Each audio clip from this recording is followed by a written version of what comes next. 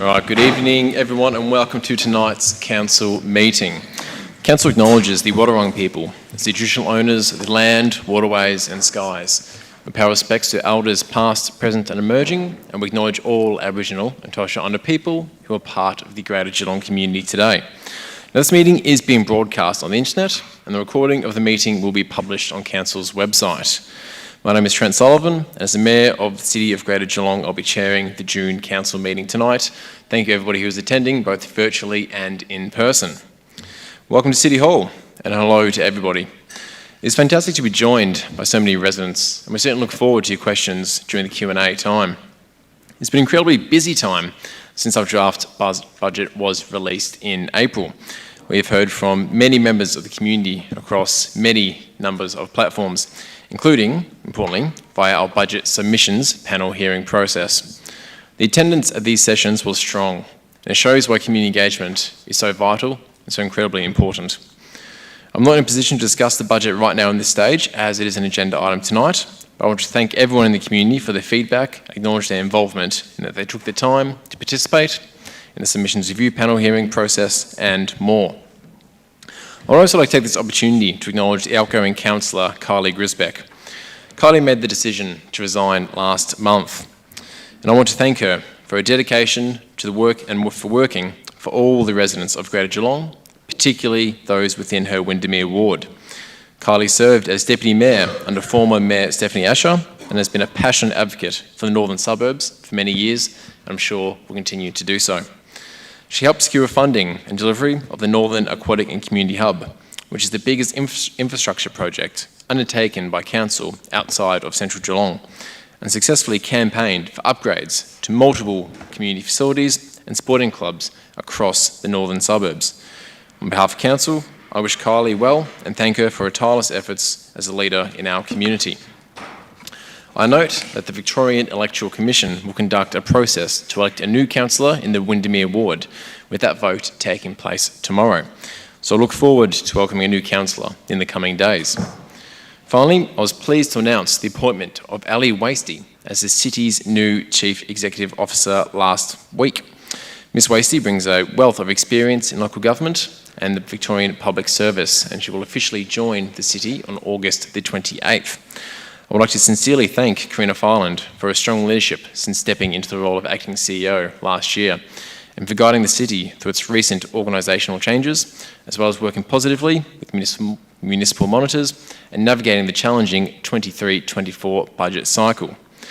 Now, I know we'll have a number of questions from the community for tonight, so we definitely want to get ahead through the formalities.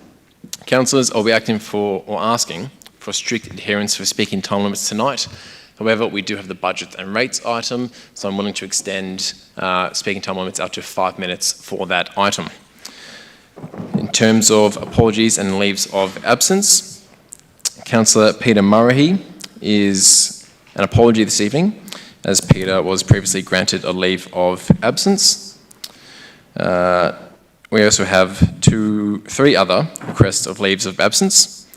The first leave of absence for Councillor Asher from the 28th of June to the 24th of July 2023 inclusive. Can I please have a mover? Councillor Tell, seconded Councillor Nelson. All those in favour? That's passed. I also have a leave of absence for Councillor Mason from the 22nd of August until the 18th of September 2023 inclusive. Can I please have a mover? Councillor Asher, seconded Councillor Harwood. All those in favour? That is passed, thank you. I'll also be putting forth a leave of absence for myself from the 10th of July until the 14th of July 2023, dates inclusive. Can I please have a mover? Councillor Contell, second Councillor Asher. All those in favour? Thank you. That item is carried. Are there any other apologies or leaves of absence to be noted this evening, councillors? Right. Declarations of conflict of interest. Councillors, are there any declarations of conflict of interest in relation to tonight's agenda?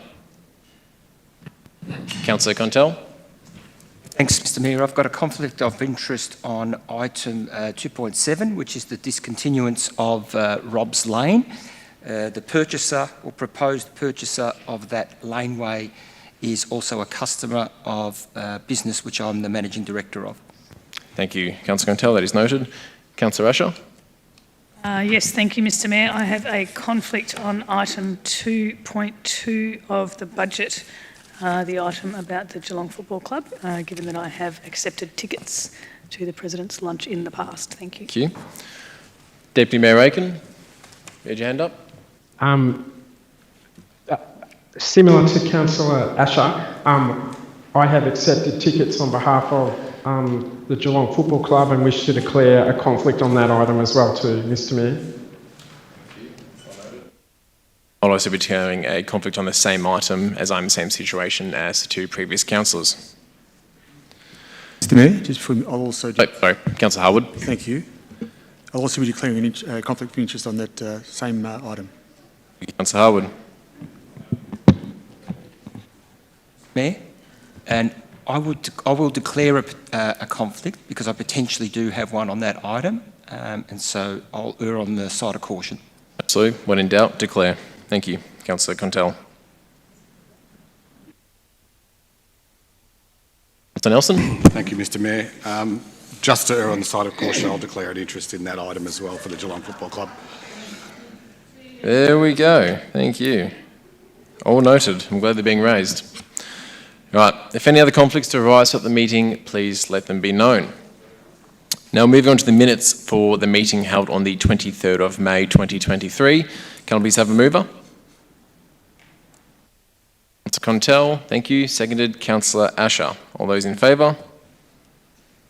Thank you. All those against? Carried. Now we've got the council meeting minutes for the 20th of June 2023. May I please have a mover? Councillor Contell, seconded Councillor Mason. All those in favour? Those against? It's carried. I will note that Councillor Maloney has joined us from the Netherlands online. Good evening, Councillor Maloney, at 6:08 p.m. All right. Now, next up, the agenda item is public question and submission time. It is specifically available for questions and submissions rather than as forum for discussion. In accordance with our policy, 45 minutes is set aside for question time, providing for each person to address the council for 3 minutes per question or submissions, with no more than 2 questions asked or submissions made per person. A maximum time limit of 3 minutes applies to each question asked or submission made as stated. Questions and submissions provided in writing prior to the meeting will be considered first. After this, if time permits, members of the gallery will be given the opportunity to ask a question or make a submission. However, if it is in relation to an agenda item, councillors won't be able to provide you with an answer, but you'll be able to hear us consider the item shortly. I note that there are some questions relating to an item on tonight's agenda, which are directed at councillors, being item 2.3, declaration of the 23-24 rates and 23-24 budget. As this item is being considered tonight, councillors will be unable to answer any questions during public question time.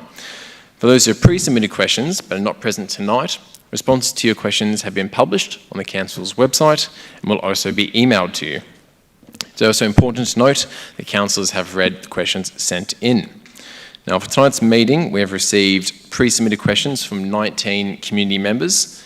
I'll now read out all the individuals' names and the items or the topics of interest before I go to see or start calling people forwards. First one from Jamie Mayberry, in regards to community safety. Jenny Knox, native vegetation, St Leonard's. Mandy Bridges, council minutes. Helen Clark, Amendment C463GGEE, Balmoral Quay. Louis DeCoca, for public question and submission time policy, council minutes. Kerry Wrench, Smart Cities. Jean Nau DeCoca, significant tree register. Natasha Walk, labour hire costs. Lorraine Equinigos, for proposed 23-24 budget workforce implications. Aaron Malone, proposed 23-24 budget pay cuts. Emma Balkin, proposed 23-24 budget and committee appointments. Felicity Dales, Smart Cities. Adele Welsh, proposed 23-24 budget and rating plan. Graham Hobbs, proposed 23-24 budget, libraries and footpaths in Highton. Karen Firth, on behalf of Friends of Barwon Heads Community Library, proposed 23-24 budget, library funding and future library funding. Emma Merrigan, proposed 23-24 budget, digital modernisation. Marion Atwater, Audit and Risk Committee, Financial Sustainability.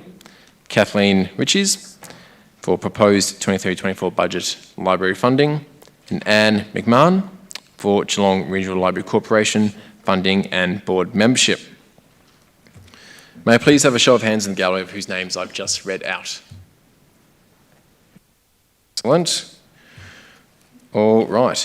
Now I'll be inviting people down in the order in which I've just stated. Naturally, come down. If you can state your name as you sit, and then your time will be yours going forwards from that point onwards. So first one was Jamie Mayberry. Jamie Mayberry here this evening.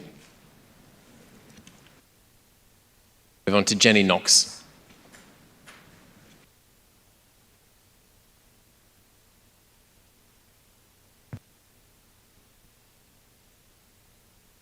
Wade. Hang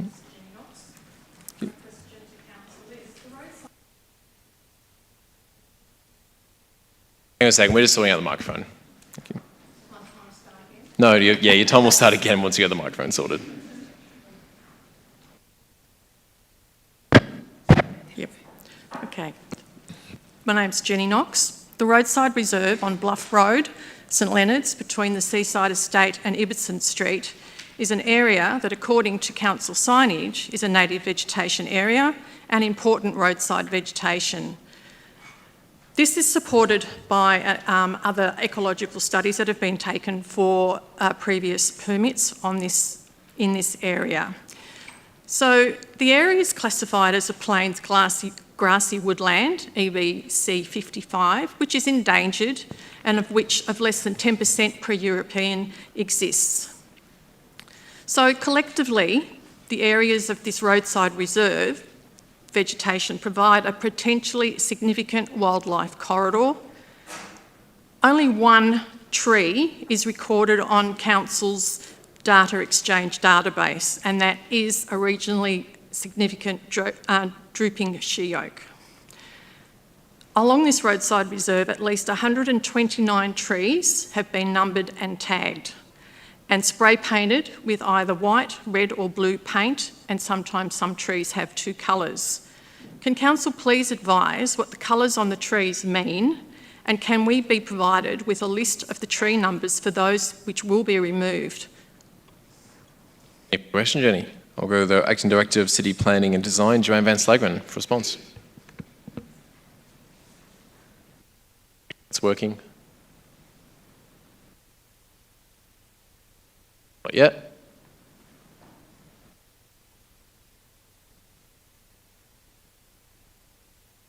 Second. Hello, there we Here we go, perfect, thank you. Thank you. Thank you for your question, Jenny. The site at 541 569 Ibbotson Street is part of a strategic area identified as a growth area in St Leonards.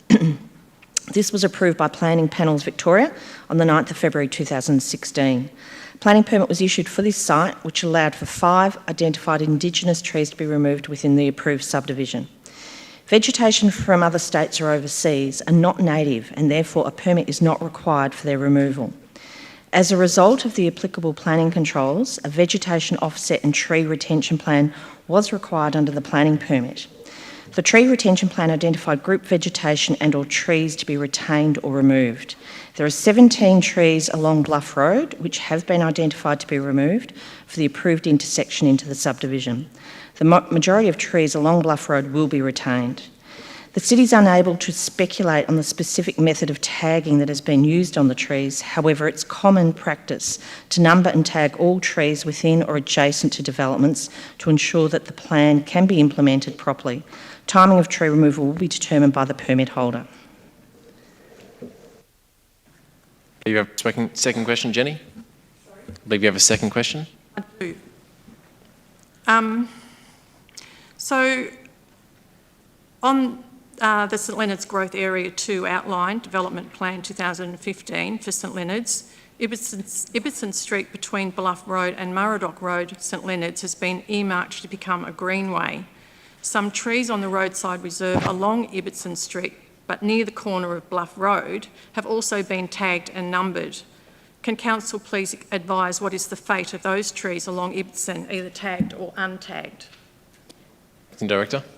So the remaining untagged vegetation along the Bluff Road and Ibbotson Street frontage is to be retained, except for 2 other trees numbered and located at the street corner on the land.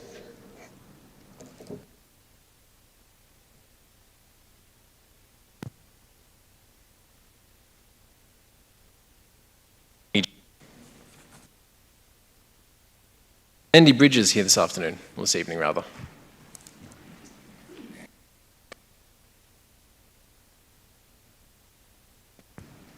Good evening, Mandy. I was present at the council meeting on the 23rd of May when not one... Could I just ask you, Mandy, to bring the microphone a little bit closer to your mouth, please? I was present at the council meeting on the 23rd of May when not one of the 21 people who submitted written questions about library funding and cuts to services was afforded an opportunity to speak to their questions. The written response to these questions provided by council after the meeting failed to answer the considered and well-informed questions. Neither the questions nor the responses to them were recorded in the minutes of the meeting. The minutes are not a reflection of the serious concerns raised by the community, who deserve better. It was stated in the minutes, the council values the role libraries play in the community. If this is the case, I have 2 questions. Why were the very valid questions of 21 people and the council's response not recorded in the minutes? That's my first question. Mm-hmm. Do you want to Mention the second one of that? Yeah, thank you. Can the minutes please be amended to include both the questions and the council's written responses to these questions? Questions. Thank you, Mandy. I'll do our response for Acting Director of Strategy, Governance and Corporate. Vice President.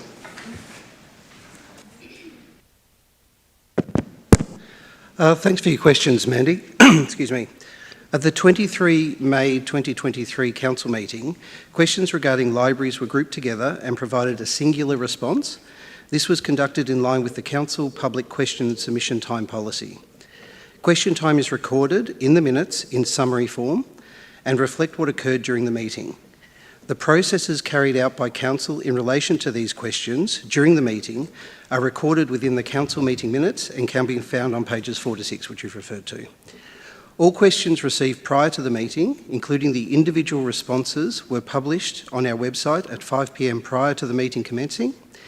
Individuals were also emailed a copy of their questions with responses directly following the meeting. Thank you. With respect, I'd just like to say that that doesn't really answer my question, and I think that it was a fairly serious issue, as we all know, about libraries, and I think that it was very disappointing that extra time wasn't allowed at that meeting to give people an opportunity to comment because they were very concerned. Thank you. Thank you, Andy.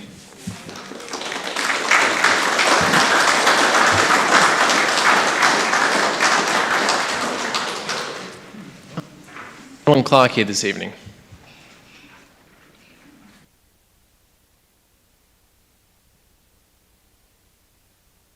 Mayor, Good evening, everyone. Helen Clark. One moment, Helen Clark. Sorry, I might have a point of order I'm here. going to declare a conflict on this question. I've got a family member that lives in that area and that will have an impact by whatever decisions are made, so I'll step out for this. Okay, thank you, Councillor Contell. We'll just hold on, Helen, until Councillor Contell is next to the room and then we'll get started.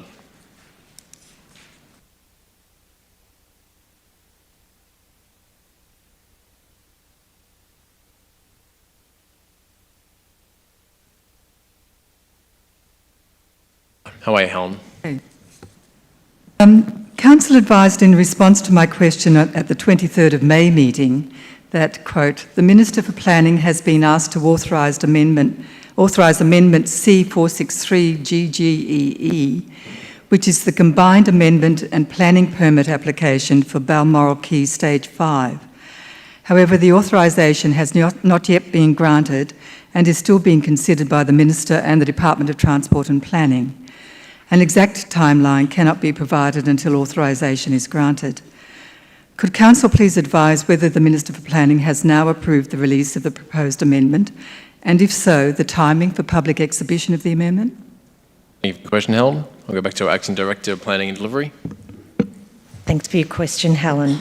Unfortunately, the authorisation has not been granted and is still being considered by the Minister for Planning and the Department of Transport and Planning. An exact timeline again cannot be provided until that authorisation is granted. Thank you. Thank you, Helen.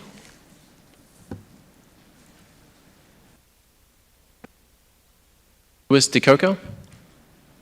There we are.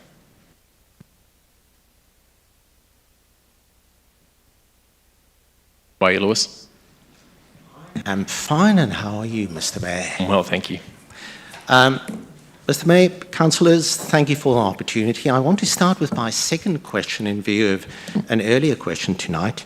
And this is totally independent from that, but the proposed minutes to be approved tonight indicate that questions and responses, that's questions from the public and your responses to them, are published online for full transparency.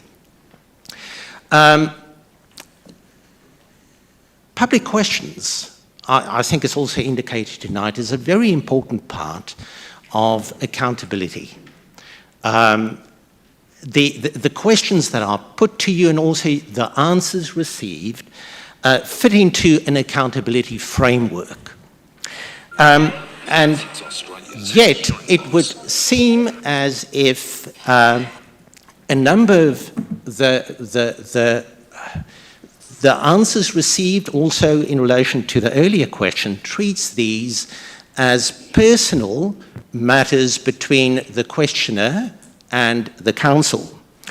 The council does publish the answers online, but only for a temporary period. We've been informed by the city staff that records of public questions and answers that are not recorded in the minutes are only available on the council's website until immediately before the next council meeting, at which time the document is replaced. If it's not available, easily available on the website, I would argue that that is certainly not full transparency as proposed in the draft minutes. So my question is, can the council direct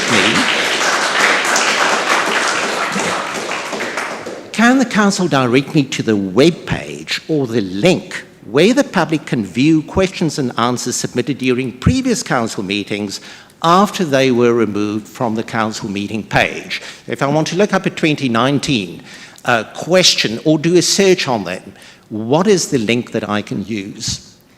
Thank you. Commissioner Lewis.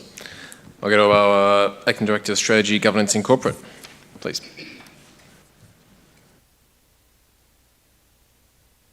Thanks for your questions. The minutes are prepared as a record excuse me, of the events that transpired during the council meeting. Questions submitted that have been read out by the chair during the meeting will have names and the subject matter of their question recorded in the minutes. Only those questions and answers considered fully during the council meeting are fully reproduced in the minutes. This is to ensure the minutes record the proceedings of the actual meeting. In accordance with the policy, 45 minutes is allowed for public question time. All submitters receive a response to their questions. The process of publishing answers to questions on the website commenced during COVID, when in-person attendance was not possible. The City continues with this practice, noting that all submitters receive a response to submitted questions. Thank you.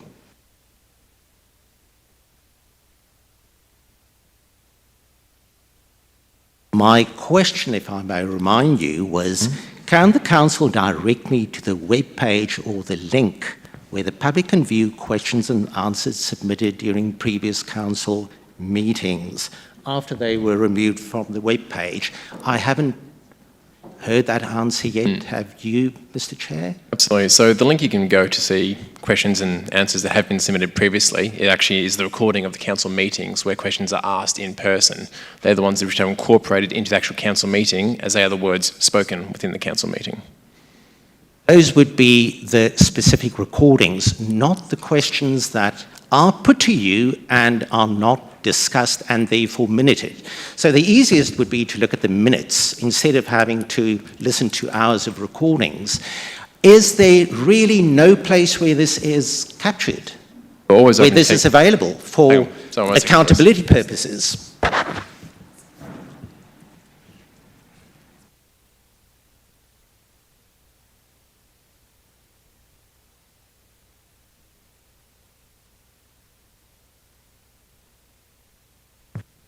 The records of the meetings and the policy that is operated under is actually up for review this year.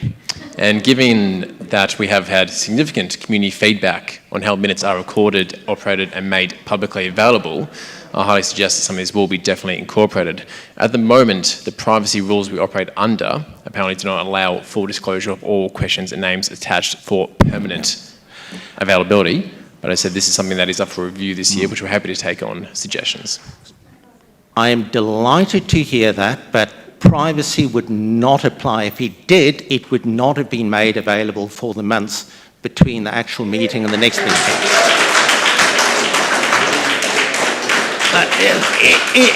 Any affected by that would not be published in that period unless the council would be in breach of privacy laws.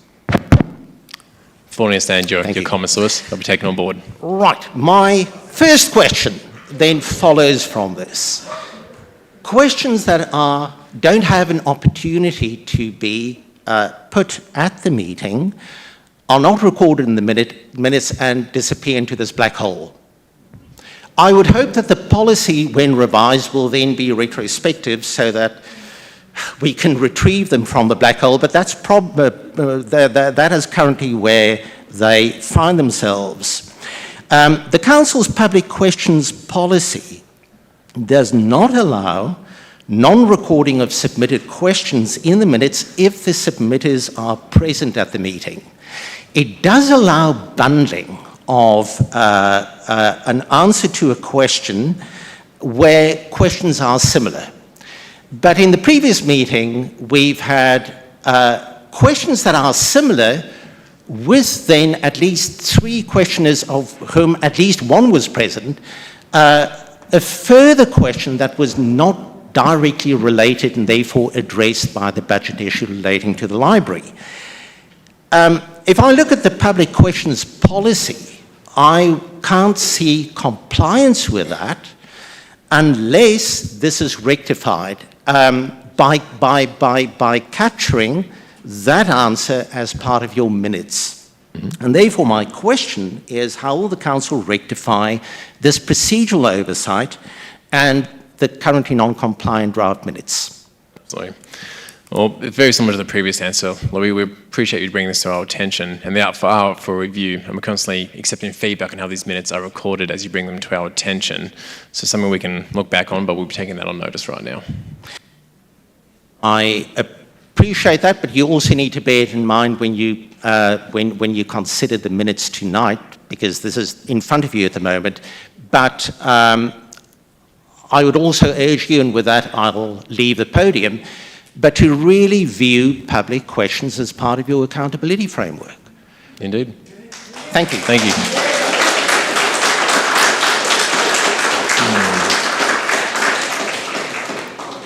Right. Is Kerry Wrench here today? Kerry? Not. I'll move on to Jean Neldecoker. Is Jean here this evening? There we are.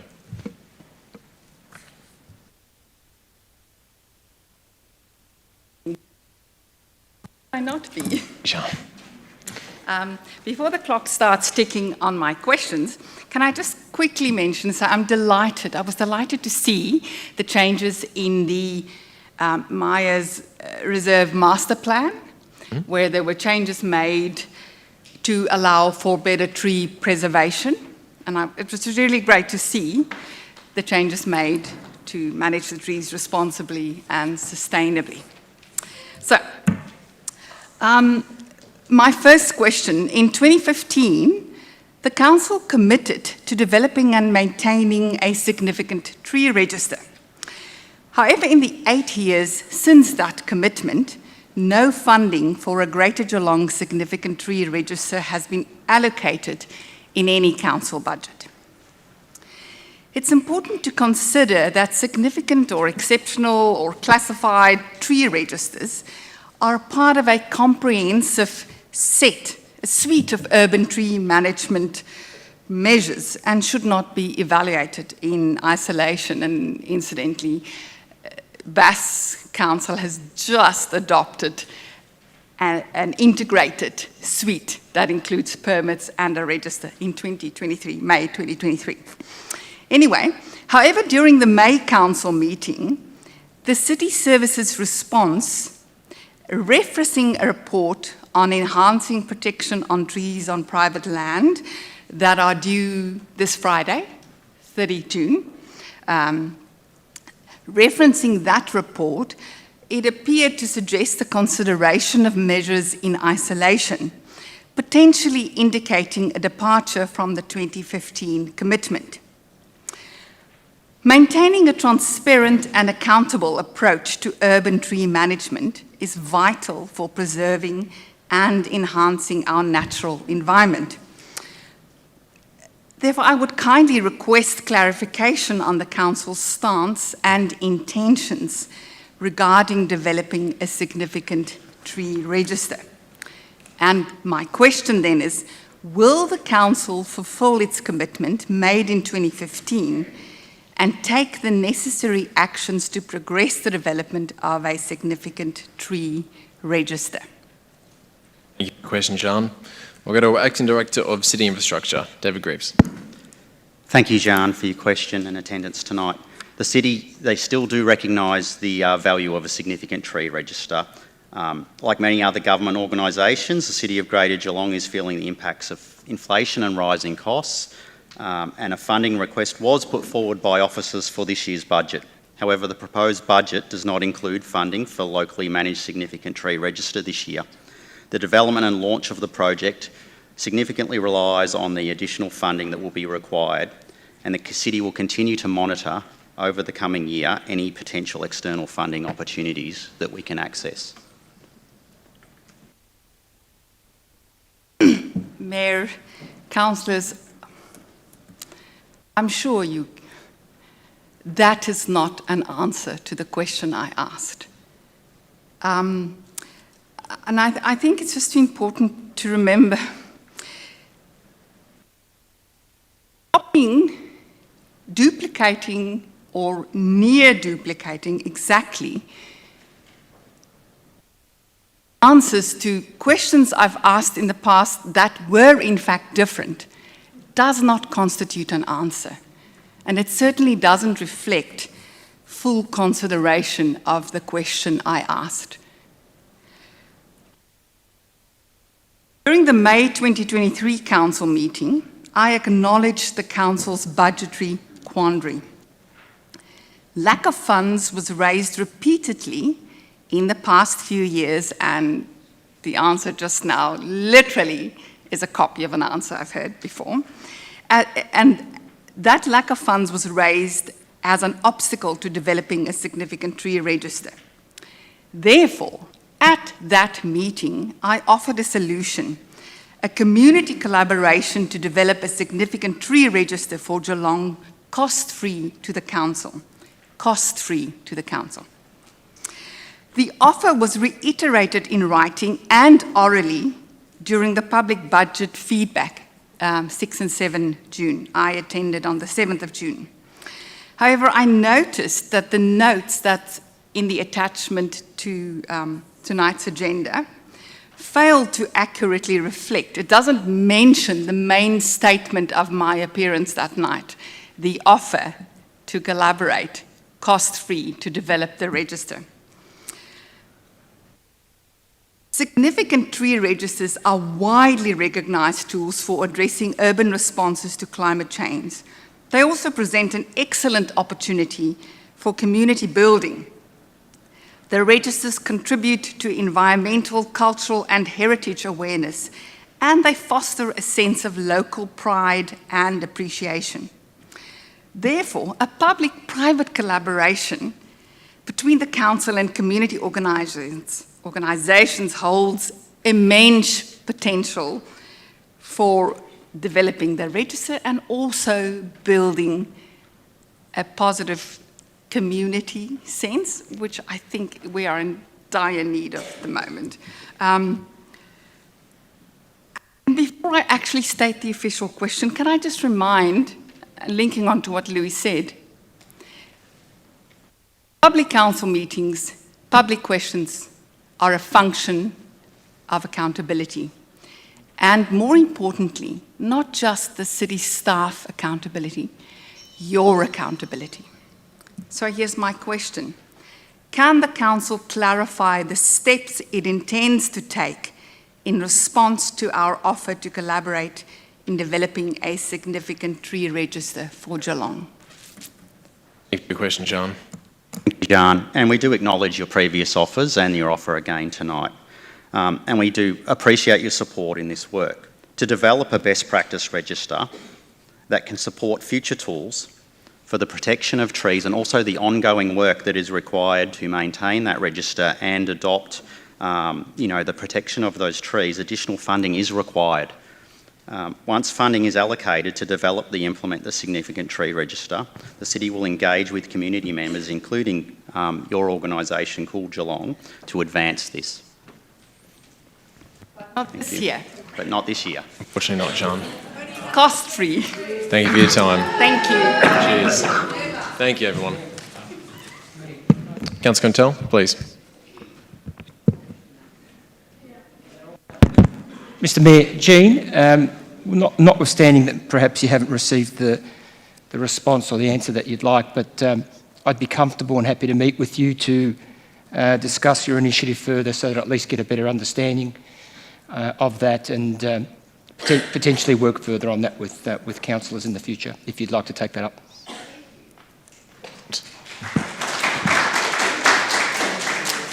All right. Natasha White. Is Natasha here?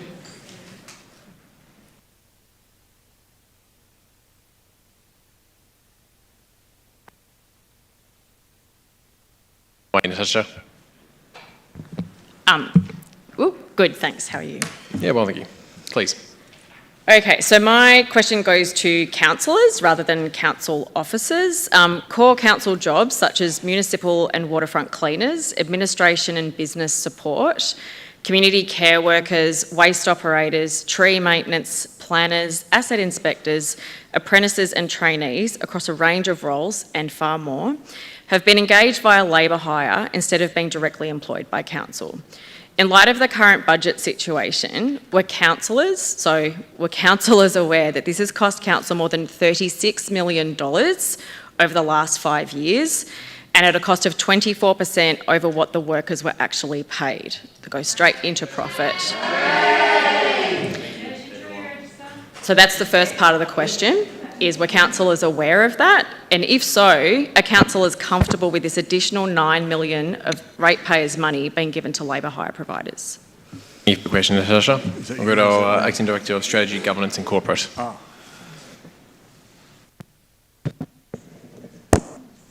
Thanks for your question, Natasha.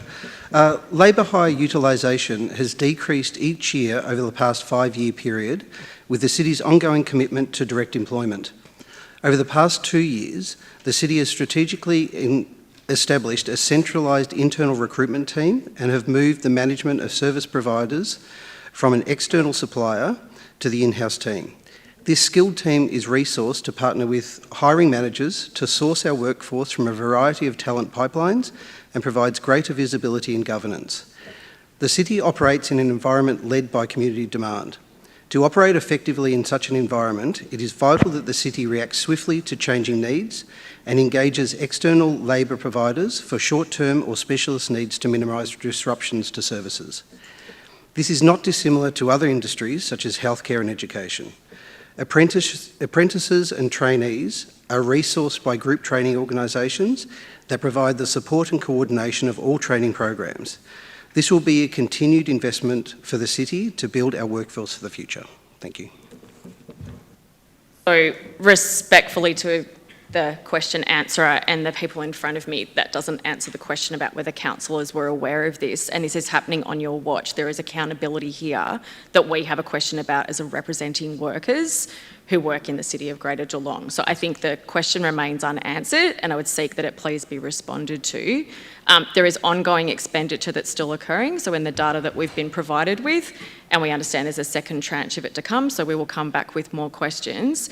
There is still a high amount of cost involved, and some of those positions that are being filled this way are long-term vacancies, apprentices and trainees that could be engaged directly instead of via for-profit providers and others where money just goes out the door. Like, we really want to see change around this, and we're trying to work constructively. So I put it to all of you to pay attention to what's going on, please. Appreciate your time, Natasha. Thank you.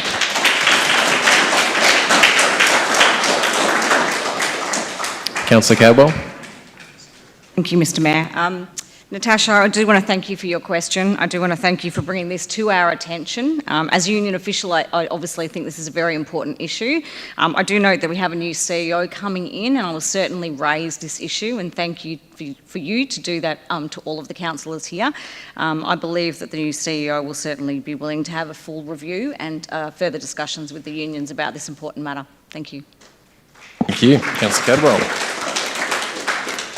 Is Lorraine Okinogoz here? Yeah, thank you, Lorraine. Cheers. How are you?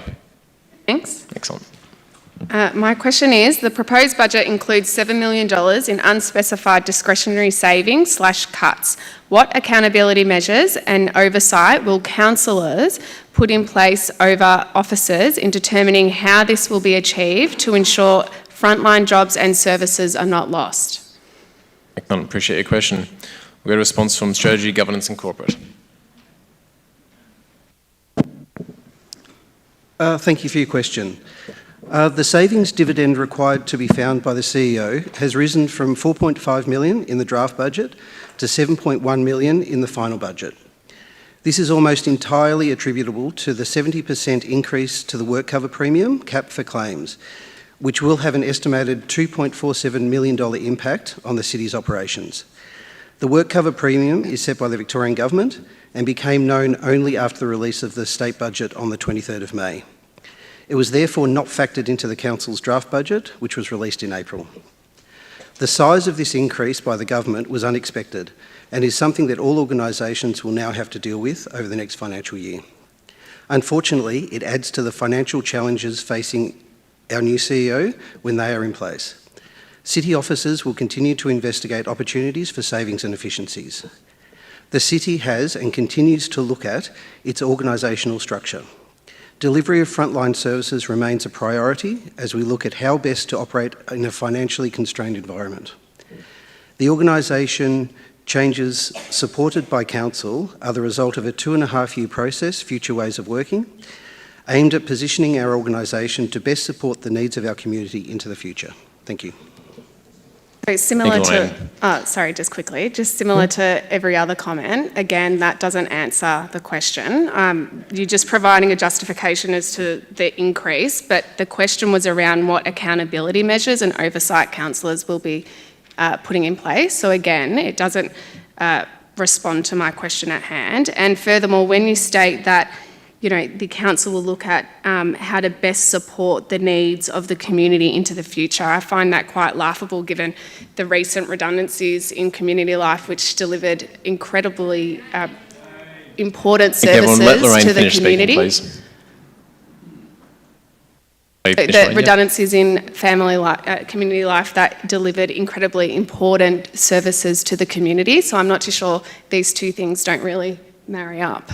Understand. Councillors cannot put in oversight over officers. Only the one officer we can direct is the CEO. When we have the new CEO starting in August, we'll be working with her very closely to make sure we do protect frontline jobs. History speaks. I don't really have much confidence, but we'll see. Thank you, Lorraine.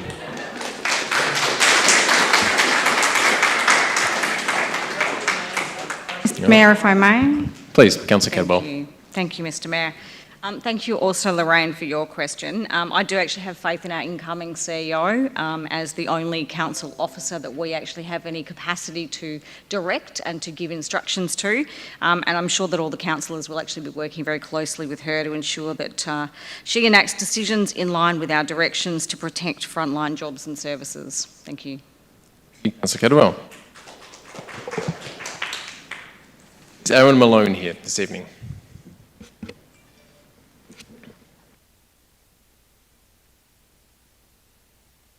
How are you, Aaron? Very well, thank you. Excellent.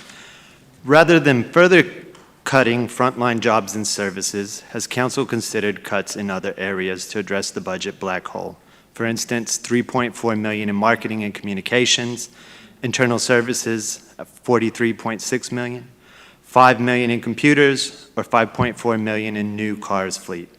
Why don't the councillors and executives offer to take cuts to fix the budget black hole as part of taking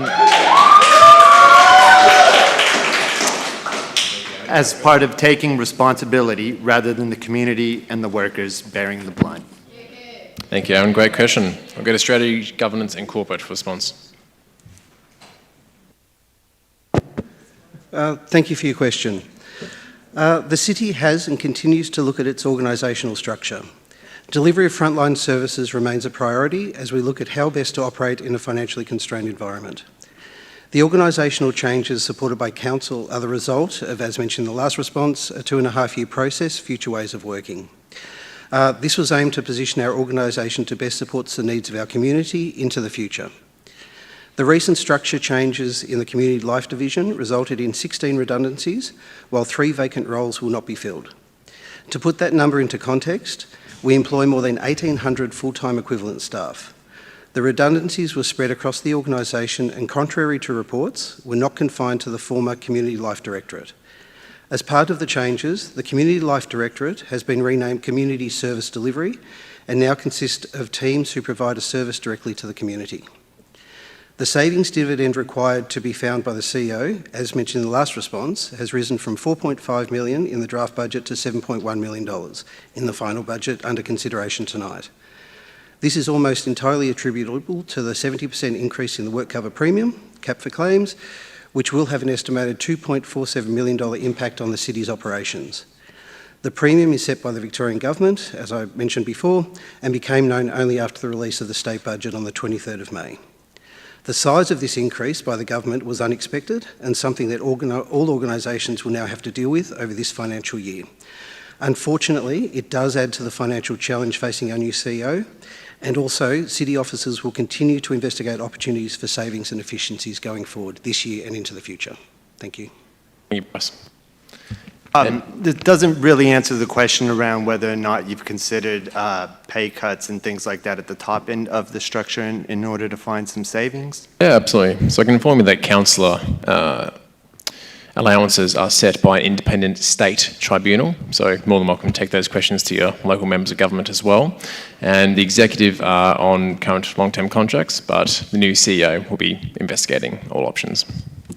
I would also like to waive my right to privacy for the purposes of having these minutes reflect the community outrage, if that helps. Thank you. Greatly appreciated, Aaron. Ahead of the ball curve. Love to see it. Thank you. Is Emma Balkin here this evening?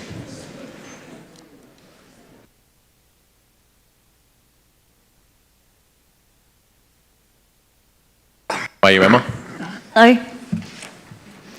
I would like to express my disappointment at the funding shortfall of over $400,000 allocated to the Geelong Regional Library Corporation in the City of Greater Geelong's amended 2023-24 budget.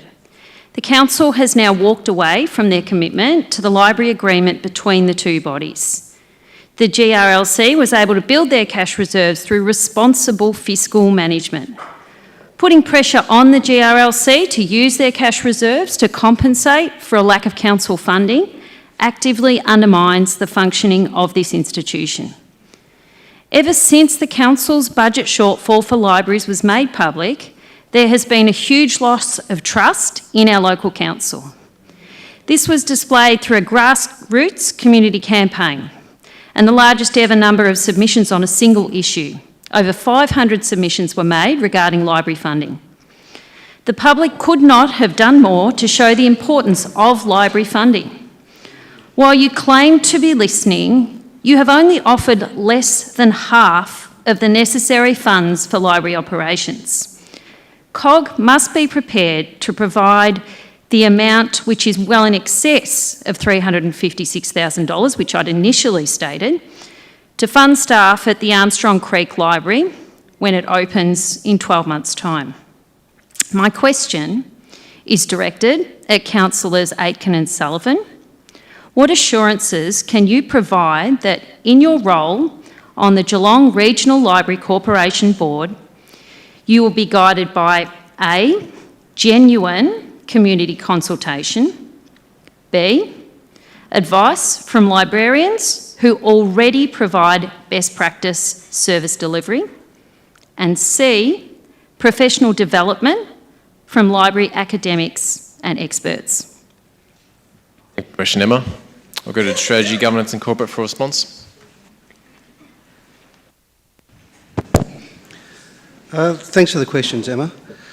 Like many governments and other organisations, the City of Greater Geelong is under financial pressure due to rapidly rising costs.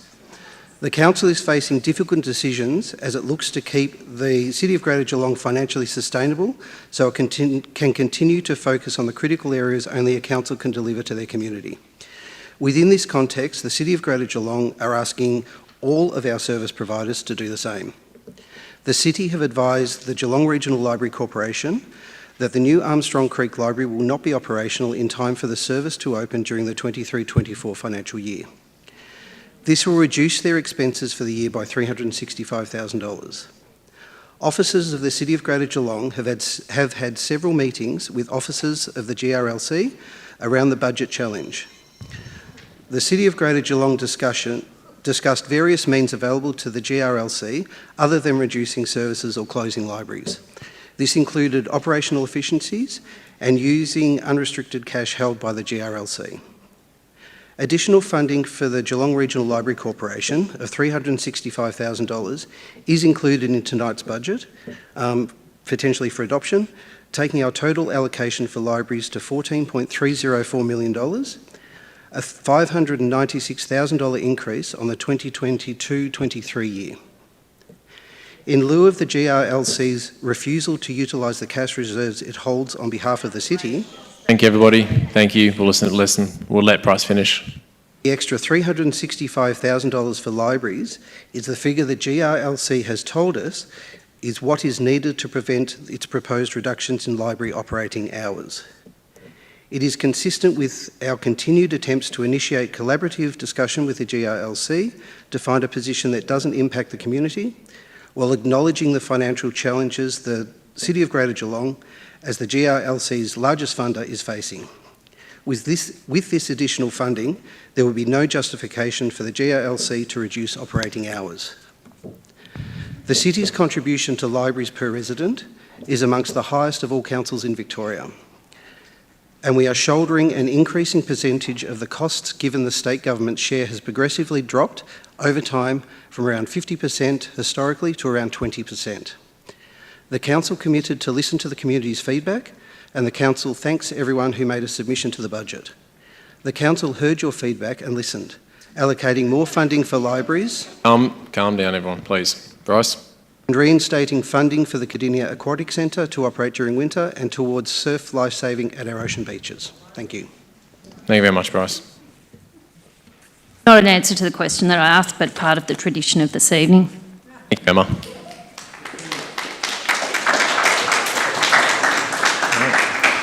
Felicity Dales.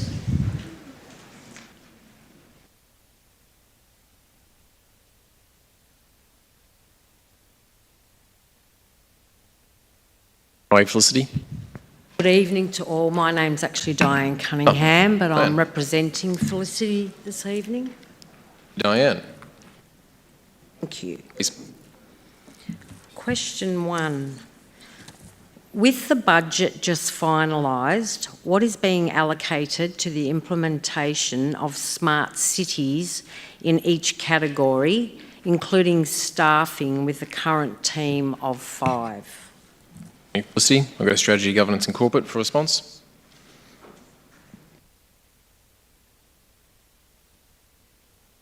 Thank you, Felicity, for your question. Smart City is about supporting Geelong to embrace smart technology, data and to be innovative. The investment in FY 2024 is in the order of $2.6 million, comprising staff costs and both operational expenditure and capital expenditure. The budget lists the Smart City initiatives in detail. Thank you. Question 2, how do you measure the success of this in each category and the return on investment such as CCTV, e.g. safety, net zero emissions, biodiversity, sustainability, etc., to name a few? Where do we find the progress on these projects in real time before, during and after implementation? Russ, please. Thank you, Felicity. That's a great question. Smart City projects can be complex and broad, as you know, making comparisons and measurements and comparison in measurements very difficult. For example, the efficacy of CCTV can be measured on perceived safety or its role in prosecutions. Other projects are delivered from different funding sources, such as public Wi-Fi and enhanced broadband projects, each which requires specific measures for different stakeholders, depending on who's using that service. Some projects have easy-to-measure benefits, such as replacing halogen lights, and others are often more complex, such as bridging the digital divide with free Wi-Fi for all residents and citizens. The City provides regular reporting on a subset of projects via quarterly progress reporting and regularly announces significant milestones and updates through media releases. During 23-24, a Smart City progress report is scheduled to be delivered to outline achievements and flag new opportunities and the needs that have arisen since the adoption of the original strategy. Finally, it's worth noting that last week the City was announced as one of 7 worldwide finalists by the Intelligent Community Forum. These awards are unique as they benchmark our performance across key categories important for modern cities. Thank you. Thank you. Can I just ask when you will be publishing progress? Where will we be able to find that information? We'll have to take that one on a note and get back to you on that one, Diane, I believe. Thank you. Thank you. All right, is Adele Welsh here this evening?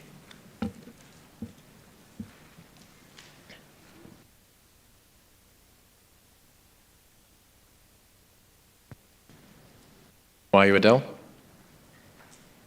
I'll be good if I get a decent answer to my question. Hope so. All levels of government, including council, acknowledge significant increases to the cost of living. Housing, food and material assistance groups are struggling to meet demand. Geelong has high rates of homelessness, poverty and family violence. And 3 of the top 8 most disadvantaged suburbs in the entire state of Victoria are right here in Geelong. 400 local jobs were lost at Ford only last week. This is in addition to council shedding jobs in its Community Life Directorate, with potentially more job losses to come. Geelong Regional Library Corporation is saying that they may not be able to afford to fill staff vacancies if council doesn't fully fund libraries. Council have increased residents' rates at a time when our community is experiencing soaring cost of living increases. Our region's also experiencing a family violence crisis and a homelessness crisis. Council is saying that they still need to find $7 million in discretionary savings. How then do councillors justify giving large profit-making entities such as Viva Energy and Cotton On rate discounts of 5.81% when our community is struggling so much with so many challenging and complex issues? Thank you for the question, Adele. We'll go to Strategy, Governance and Corporate for a response. Thanks for your questions, Adele. The first revenue and rating plan was completed in 2021-22. Public consultation was completed during that year. This feedback was incorporated into the 2022-23 update of the revenue and rating plan. One of the key changes was to reduce the relativity of the commercial rates versus the residential rates from the long term to the medium term. 2022-23 was the first year of that 4-year strategy, with 23-24 continuing with this reduction. Residential rates remain competitive in comparison to other councils across the state, while commercial rates are still higher on average. We are progressively bringing the rate in the dollar for commercial and industrial properties down in order to support local businesses and ensure our region is an attractive place for business investment. No further revenue is obtained by changing the relativity of one differential against the other differential. Thank you. So people in our communities are living in cars, sleeping on streets, can't afford to buy food, and this council chooses to support businesses. Shame. Bill. Mr Mayor, could I make a comment? Sure, Councillor Contell, please. I'm sure my comment won't be accepted as a positive, but I would like to continue to at least provide a response to the question. There is no silver bullet in developing this budget. Just like every other organisation out there, this council is trying to look at our operating costs and also balancing the way in which we generate revenues. One of the initiatives that we've had with commercial businesses has been quite intentional to try and provide an environment in Geelong that is welcoming to new business.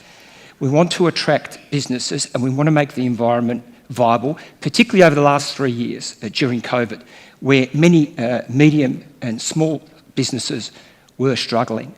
The whole intent of that is to ensure that we provide Geelong people an opportunity for employment. More so than ever, today and going forward over the next several years, particularly as we see interest rates increasing and the cost of living increasing, it's going to be important for people to have employment.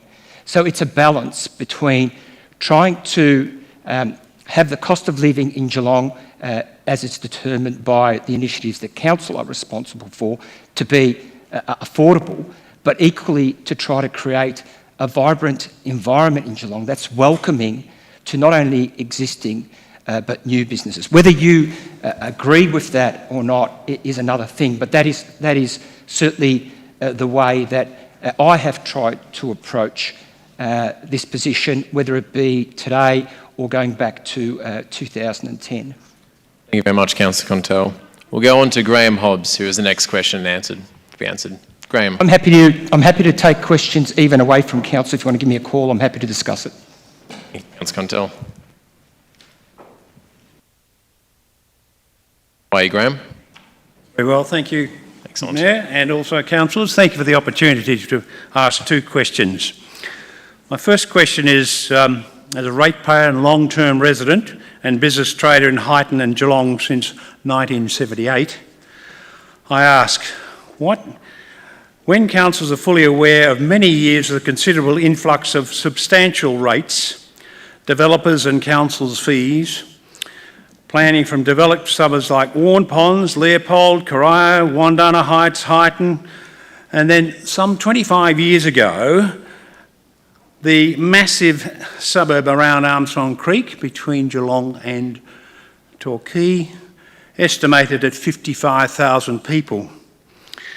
It was expected that you possibly should plan better in relation to providing for essential services like the libraries and library services, and respect and honour the 2009 Library Agreement with the very successful Geelong Regional Library Commission, especially our creative and innovative UNESCO City of Design. A university and educational city deserves better in our future generations and provide now for our young adolescents, our children, students, working families, elderly and challenged members in our society. That's my first question. Thank you, Graham. Go to Strategy, Governance and Corporate. Response. Thank you, Bryce. Thank you for the questions, Graham. Like many governments and other organisations, and some of this you will have already heard this evening, so my apologies, the City of Greater Geelong is under financial pressure due to rapidly rising costs. The Council is facing difficult decisions as it looks to keep the City of Greater Geelong financially sustainable so it can continue to focus on the critical areas the Council can deliver to their community. Within this context, the City of Greater Geelong are asking all our service providers to do the same. The City have advised the Geelong Regional Library Corporation the new Armstrong Creek Library will not be operational in time for the services to open during the 23-24 financial year. This will reduce their expenses for the year over that time. Officers of the City of Greater Geelong have had several meetings with officers of the GRLC around the budget challenge. The City of Greater Geelong discussed means available to the GRLC other than reducing services or closing libraries. That includes operational efficiencies that could be achieved and using City of Greater Geelong unrestricted cash held by the GRLC. Additional funding for the Geelong Regional Library Corporation of $365,000 is included in the budget being considered tonight, taking our total allocation for libraries, which I mentioned previously, to $14.304 million this next year, a $596,000 increase on 22-23. In lieu of the GRLC's refusal to utilise the cash reserves it holds on behalf of the City, the extra $365,000 for libraries is the figure the GRLC has told us would be needed to prevent its proposed reductions in library operating hours. It is consistent with our continued attempts to initiate collaborative discussions with the GRLC to find a position that doesn't impact the community while acknowledging the financial challenges of the City of Greater Geelong as the GRLC's largest funder and what we are facing. This is additional funding. There would be no justification for the GRLC to reduce operating hours. As mentioned, the City's contribution to libraries per resident is amongst the highest of all councils in Victoria, and the City are shouldering an increasing percentage of the costs given the state government share has progressively dropped over time from 50% historically to around 20% currently. Thank you. You have a second I don't question, believe Brad? it answers the question, but still, the second question is, and it relates to the budget, where is the $616,000 set aside in the past two budget estimates for the disastrous footpaths in the Highton Village, as our users, visitors and residents are suffering weekly? Ask our doctors and pharmacists. The Highton Village saga has extended 6.5 years now. When's this going to stop and when's this going to be fixed? Otherwise the council will be bankrupt with all the litigation. Question, Graham. Bryce? Thank you, Graham. The funding that was allocated for implementing the Highton Urban Design Framework, UDF, which includes footpath upgrades, has not been expended in the past 2 financial years due to delays in the adoption of the UDF. This project is now on hold due to rising costs and financial pressures the City is facing. However, this project remains a priority and we'll be looking for ways to deliver it as soon as the funds become available. Thank you. I'd just like to see if your grandparent or children tripped and find a problem with this. It really needs to be fixed up. Quite frankly, it could be done. Maybe there's too much money being used with the consultants, but however, this should be raised now.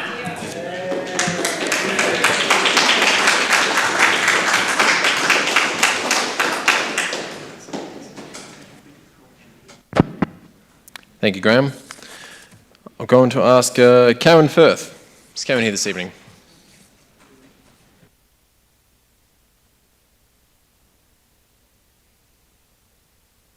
Bye, Karen. I'm good, thanks. I'd rather be reading a book though at home. While it's appreciated that you've reintegrated $362,000 back into the budget, it's important to note that this does not align with the intense community resistance and outcry that's been persisting for the past 6 weeks. It's a relief to hear that library hours won't be reduced. Nonetheless, an inexplicable shortfall of $406,000 remains. Community efforts include 1,480 petition signatures, 934 online petition signatures, including 89 personal comments and pleas, and that is our small community alone.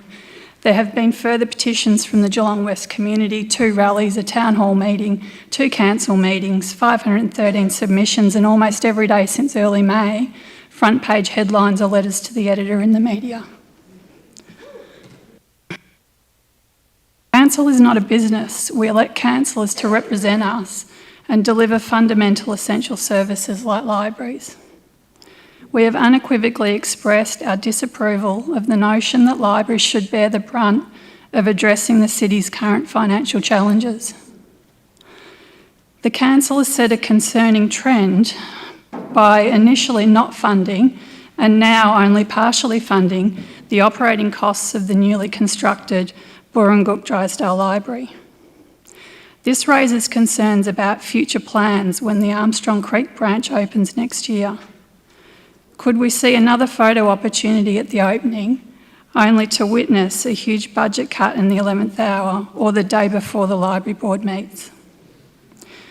Why is a motion required to recommend that the Mayor and CEO write to the local members of Parliament seeking their support for increased library funding by the Victorian Government? Why didn't this happen in the last 6 years? Why not in November when Mayor Sullivan and Councillor Nelson were on the library board? It's bewildering that there is now a motion for joint advocacy. It's important to mention that the GRLC have been lobbying for increased state funding for a significant period, as seen by the Libraries Change Lives campaign, which as a local group we also have been promoting, and in annual reports dating back years, for which some of the councillors here have documented. Why was the critical information of 1.18 million missing from the library budget conveyed so late? Why has COG refused to use their own cash reserves? So the question remains, does council truly value our libraries?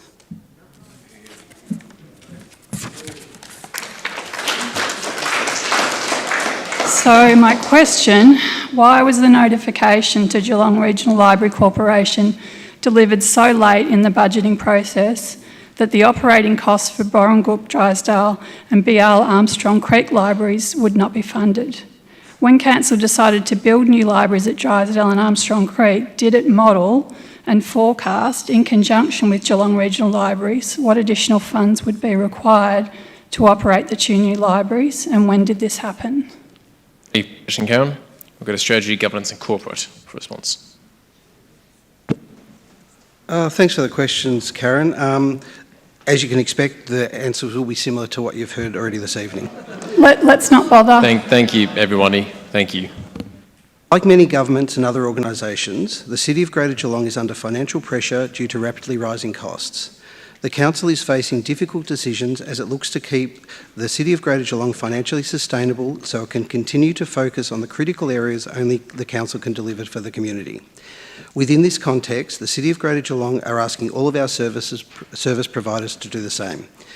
As I've mentioned previously, the City has advised the Geelong Regional Library Corporation that the new Armstrong Creek Library will not be operational in time for the service to open during the 23-24 financial year. This will reduce their expenses for the year by $365,000. Officers of the City of Greater Geelong have had several meetings with officers of the GRLC around the budget challenge. The City of Greater Geelong discussed means available to the GRLC other than reducing services or closing libraries, including operational efficiencies and using the City of Greater Geelong unrestricted cash reserves held by the GRLC. The City's contribution to libraries per resident is amongst the highest in the councils in Victoria, and we are shouldering the increasing percentage of the costs given the state government's share has progressively dropped over time from 50% to 20%. Thank you. Do we have a second question, Karen? With all due respect, that's the 3rd time we've heard the same thing. Second question.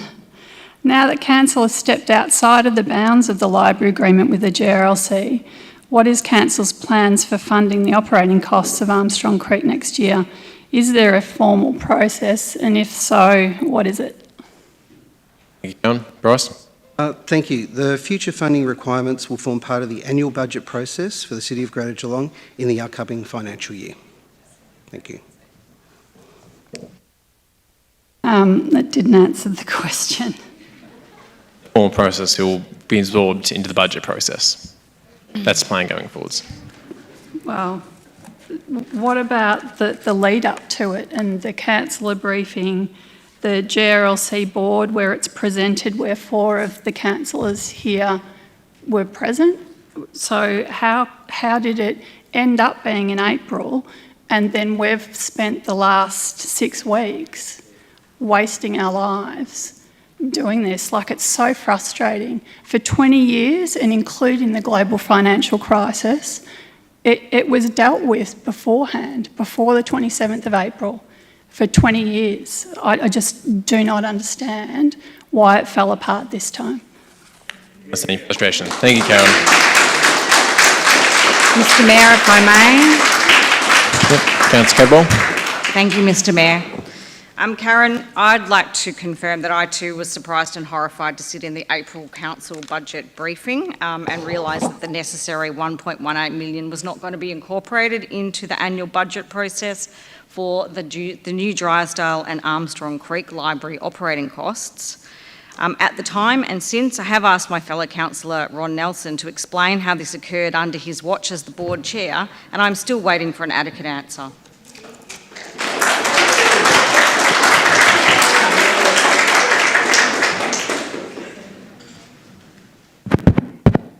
Thank you, Councillor Cadwell.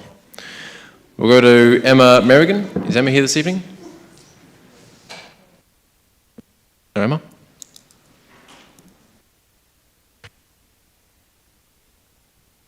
Marion Atwater. Marion here?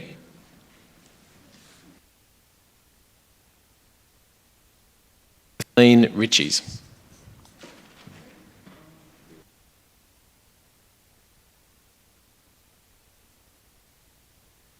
Hi, Kathleen. Good, thanks. Mayor, Mr Mayor, thank you for having me this evening, and I'm hoping there will be no need, if the answer's the same, there'll be no need for an answer to sort of move things along.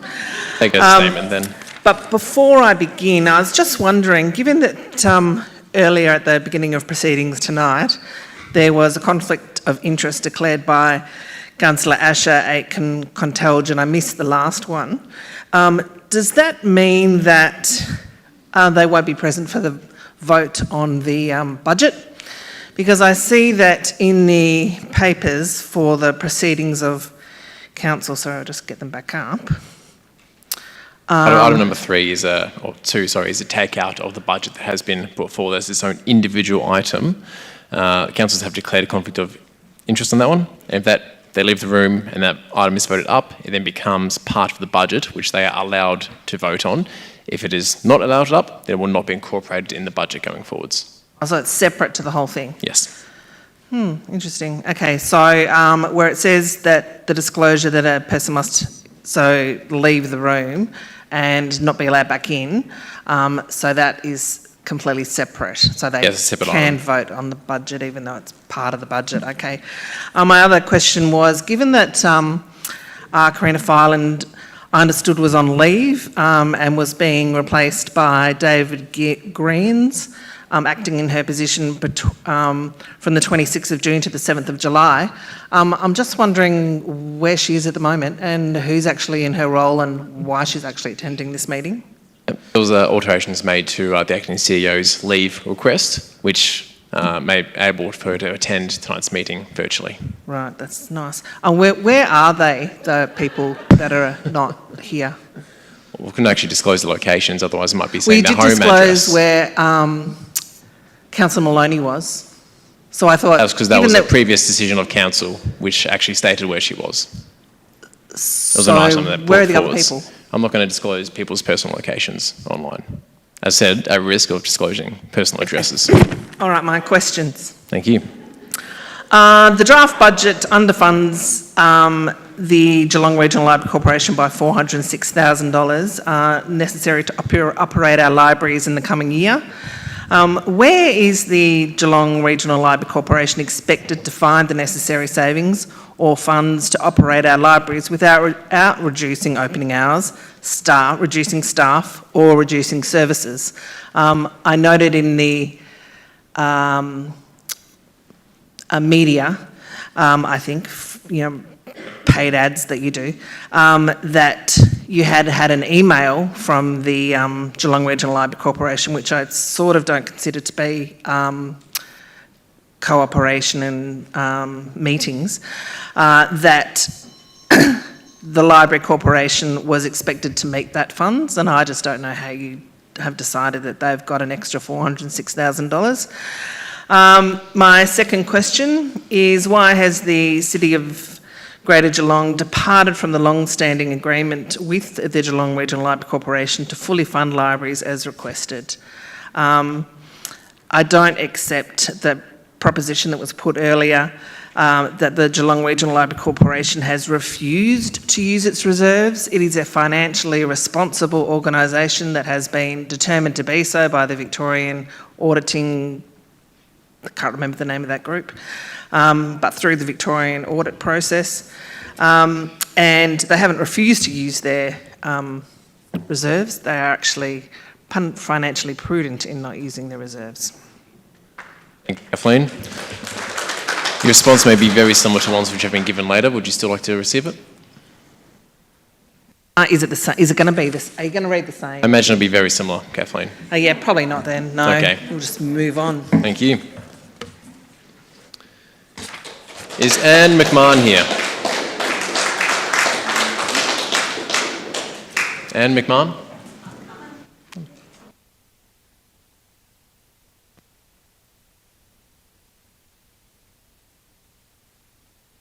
How are you, Anne?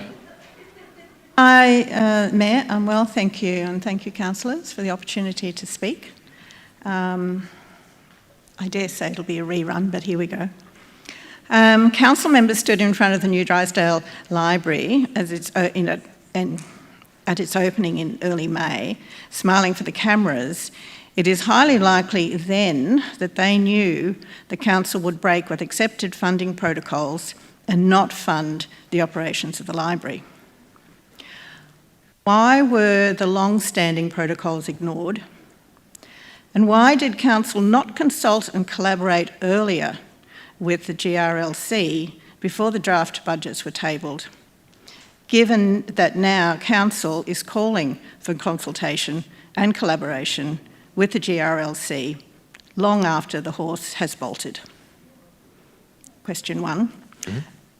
Question two, do we have an answer for question one? Again, very similar to other questions about the libraries and the budget process they've taken to date. Bit of la la la la la. Anyway. Well, we're here listening. Thank you, Anne. Yeah.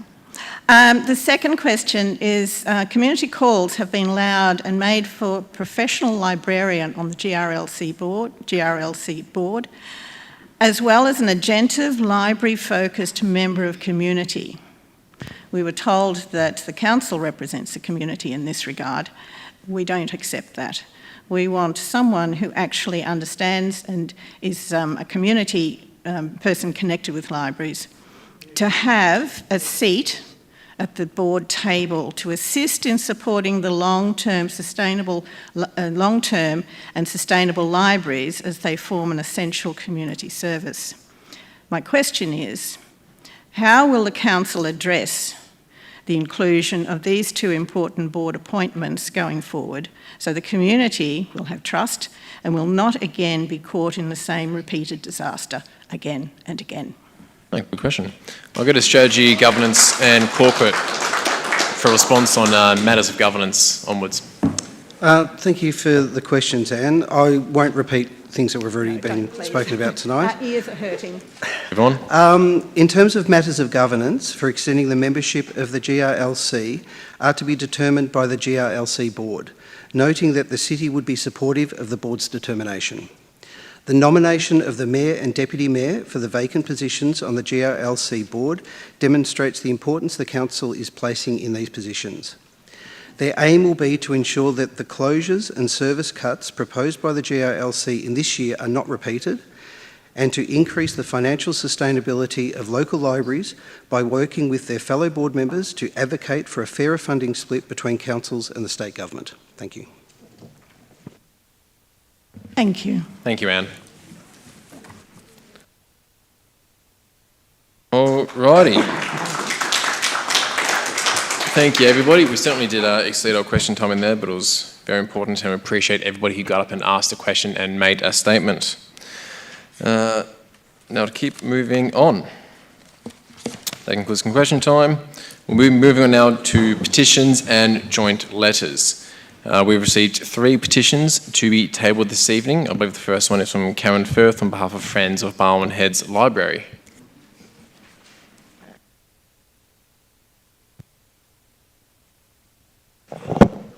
Mr Mayor, before Karen Firth speaks, if you don't mind, I'll just raise the petition that we've actually received from the Barwon Heads group, and Karen is going to speak to that today.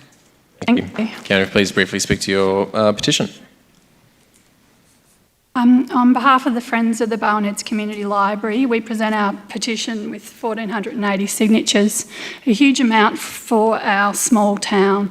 The petition states, "We, the undersigned, petition the City of Greater Geelong Council and ask that sufficient funding is allocated to the Geelong Regional Library Corporation in the budget to allow all new and existing libraries to maintain their current services." Community members have rallied behind this cause, sharing personal stories and highlighting the positive impact of the Barwon Heads Community Library on their lives. Testimonials emphasise the library's role as a hub of community connection, learning and inspiration. Residents express their love for the library, recounting experiences of attending story times, making new friends, accessing resources and witnessing the positive development of their children's reading abilities. Council have caused great stress, disappointment and anger to the communities that they are supposed to serve. When a protest is widespread and deeply felt, it reaches the threshold necessary for reconsideration. We ask that you fund the $406,000. Thank you, Karen.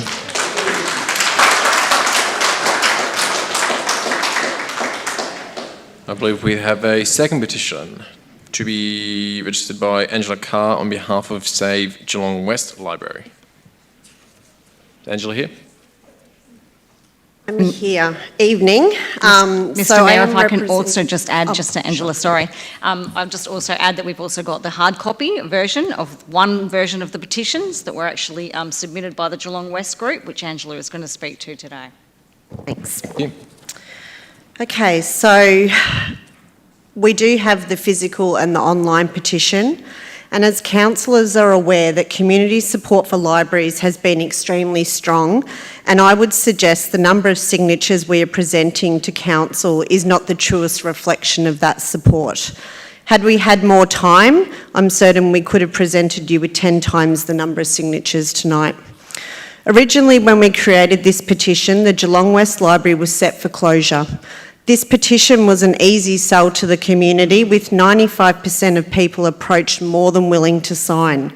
In just over 2 weeks, we collected 1,172 signatures, with most members of the community expressing their disgust by the proposed budget cuts by the council. The online petition has 3,862 signatures. As you are aware, the community has spoken loudly on this issue, demanding that councillors vote down the budget and negotiate in good faith with the Library Corporation to create a workable solution for the community and the future of all our library services to maintain the current levels of service without closures. Whilst we understand tonight's budget has been amended to provide half of what is required to fully fund the libraries, with the claims of keeping current operational hours, we are acutely aware that this will result in job losses, as library staff on contracts will not have these contracts renewed. We are here to fight not only for the community's library services, but the key stakeholders within that service, the librarians, because they're the heart and soul of the fabulous service that we have. Save Geelong West Library do not and will not accept job losses in our community, especially at a time when people are struggling to maintain high costs of living. The Geelong community has a strong sense of social responsibility and fairness, and there is nothing fair or responsible about Council's actions. Council, we know, continues to prioritise capital works projects, high salaries and pay rises for the executives and CEO, and we know that you threw away millions on a failed IT project. The amount of money required to fully fund the library service pales in significance compared to these costs. Councillors, time and time again, you tell us that you care about libraries, but your actions are not reflecting your sentiments. You are not representing the voices of the community or being led by the values of the Geelong community. Tonight we are asking councillors to think very carefully about voting in this budget, because you will be doing so against the wishes of the broader library community. And you need to remember that we vote you in or vote you out. So we are asking councillors to take this matter very seriously and commit to fully funding libraries. You have to show us that money, as we're not going to go away, and we will continue taking up the fight on this issue. Thank you, Angela. Thank you. I believe we have a second Save Geelong West petition to be tabled. Is there a second one to be tabled? I believe there was an online version and a hard copy version, and Angela Carr's presentation spoke to both of those. Excellent. Thank you. All right, thank you everybody. We'll now be moving into section 2 reports for the evening. Now, the first item on the agenda is the Youth Council second report for 2023. And to do so, I have the honour of inviting up our Youth Mayor, Irene Melillo, to give said presentation. Irene, please.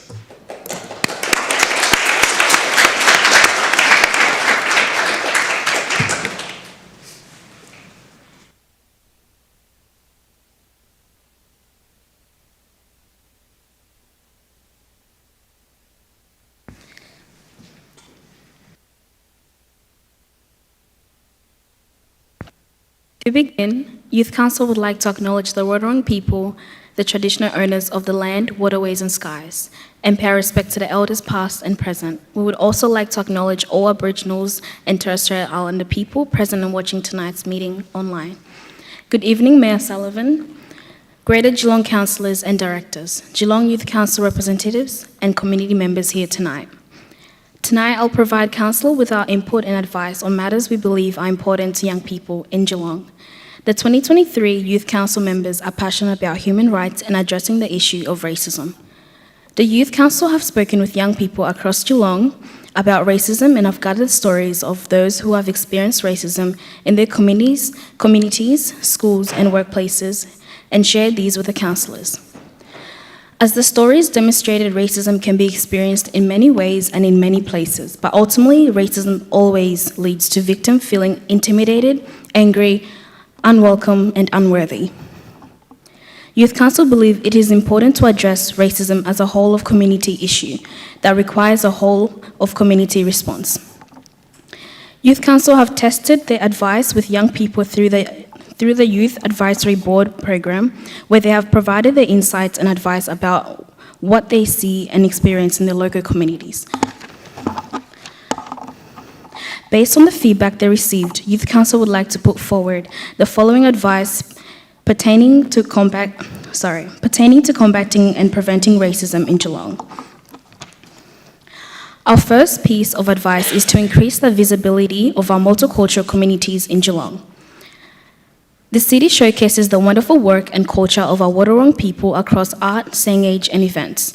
Youth Council would love to see Council continue this work whilst increasing its investments in multicultural art installations, culture celebrations, and community education that better reflects our growing and diverse multicultural community. Our second piece of advice is to increase the Council's understanding of the issue of racism experienced by young people. The Youth Development Unit recently authored an excellent report about the experiences of the young people and how their lives have been impacted by the COVID-19 pandemic. Youth Council would like to see the development of a similar report that aims to understand the issue of racism experienced by young people and what can be done to address it in both a community and school environment. Our second topic and corresponding advice is regarding the youth development issue.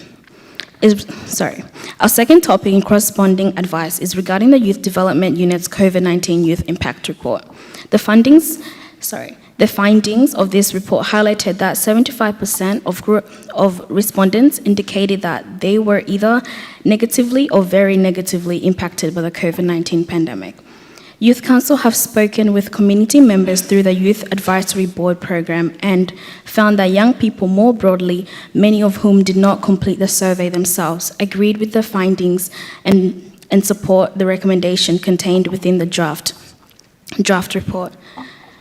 Youth Council's advice pertaining to the impact of COVID-19 on young people and a preferred council response. 1. The councillors receive and review the Youth COVID-19 report when completed. Second, once the report is finalized, councillors familiarize themselves with the outlined recommendations made in the Youth COVID-19 Impact Report and refer the findings to the CEO for their considerations. Finally, Ashton Stonehouse, a Youth Council member from the Windermere Award, resigned from the Youth Council program to focus more on their commitments. I would just like to thank Ashton for their contributions to the Youth Council program. Youth Council wishes Ashton well in all their future endeavours. Thanks for listening and good night.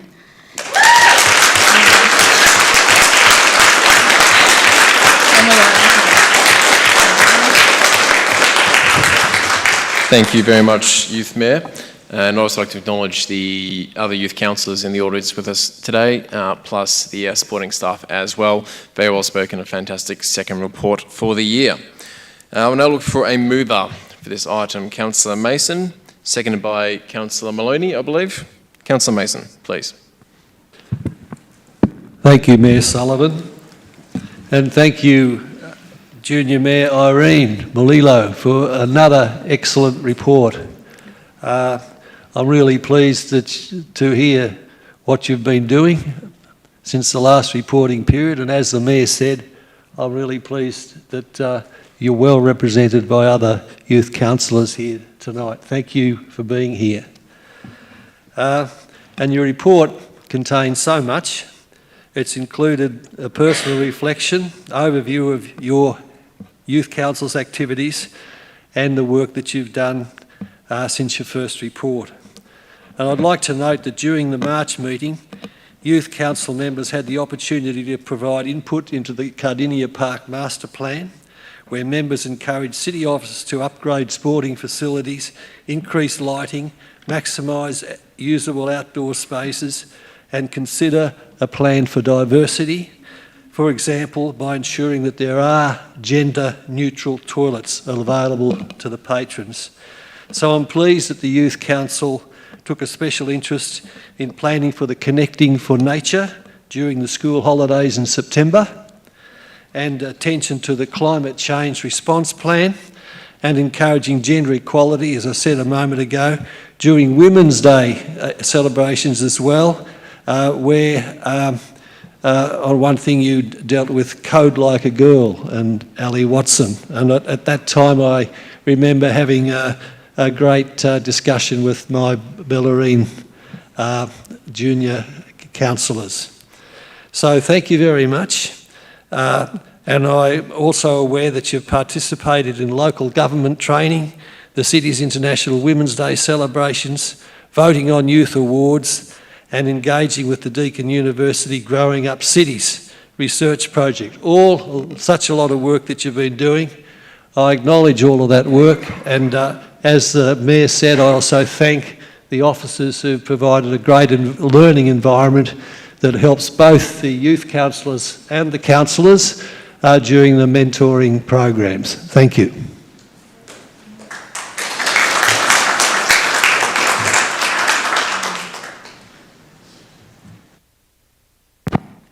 Thank you, Councillor Mason. Councillor Maloney.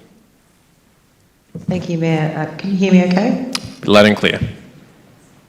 Wonderful, and thank you so much for that presentation. I'd like to second this report and encourage folks tuning into this meeting to read it as a priority. The Youth Council have always been great, but they've absolutely outdone themselves with this progressive and wonderful report. And it's just so great to see the presentations that have been made to Council, the discussions that we've had in our mentoring sessions have been exceptional and insightful, but also the visibility of our Youth Council in our community out and about has been absolutely wonderful to see. It's demonstrating a new level of leadership that I love, and it's wonderful that people can witness the up-and-coming leaders of tomorrow. We had the International Women's Day event, and our junior mayor interviewed our guest speaker, Ali, which was a great demonstration of leadership, and it showed everyone in the audience of that amazing, impressive display of public speaking. Most people fear that more so than death. So to get up in front of a massive room full of people and make those wonderful presentations, it really shines a light on what you can do with the effort that has been put in by this Youth Council. They've made it also in this document a powerful statement about combating racism and preventing that in our community, which is absolutely commended. Also, there's, as Jim has wisely mentioned, the Growing Up in Cities study, especially within relation to their comments on the need of improvement, the activities that could engage youth, and the different challenges and difficulties faced when we're growing up in Geelong. So it's really great to get a light shone on what that is right now, because some of us didn't grow up in Geelong, but it must be hard today and times are getting tougher, and it's really wonderful to see that snapshot for us to help us make decisions. So these reports are such an amazing contribution as always, but this one in particular is fantastic, and I would like to commend this report and encourage that we adopt it. Thank you. Thank you, Councillor Maloney. Do any of the councillors wish to speak to this item? If not, I'll go back to Councillor Mason to close. Mayor Sullivan, Councillor Maloney polished it up so well, I've got nothing left to say. Thank you. Excellent, thank you. With that, I'll put to the vote. All those in favour? Thank you. All those against? The item is carried. Please, another round of applause for our Youth Mayor and our other Youth Councillors who are here this evening.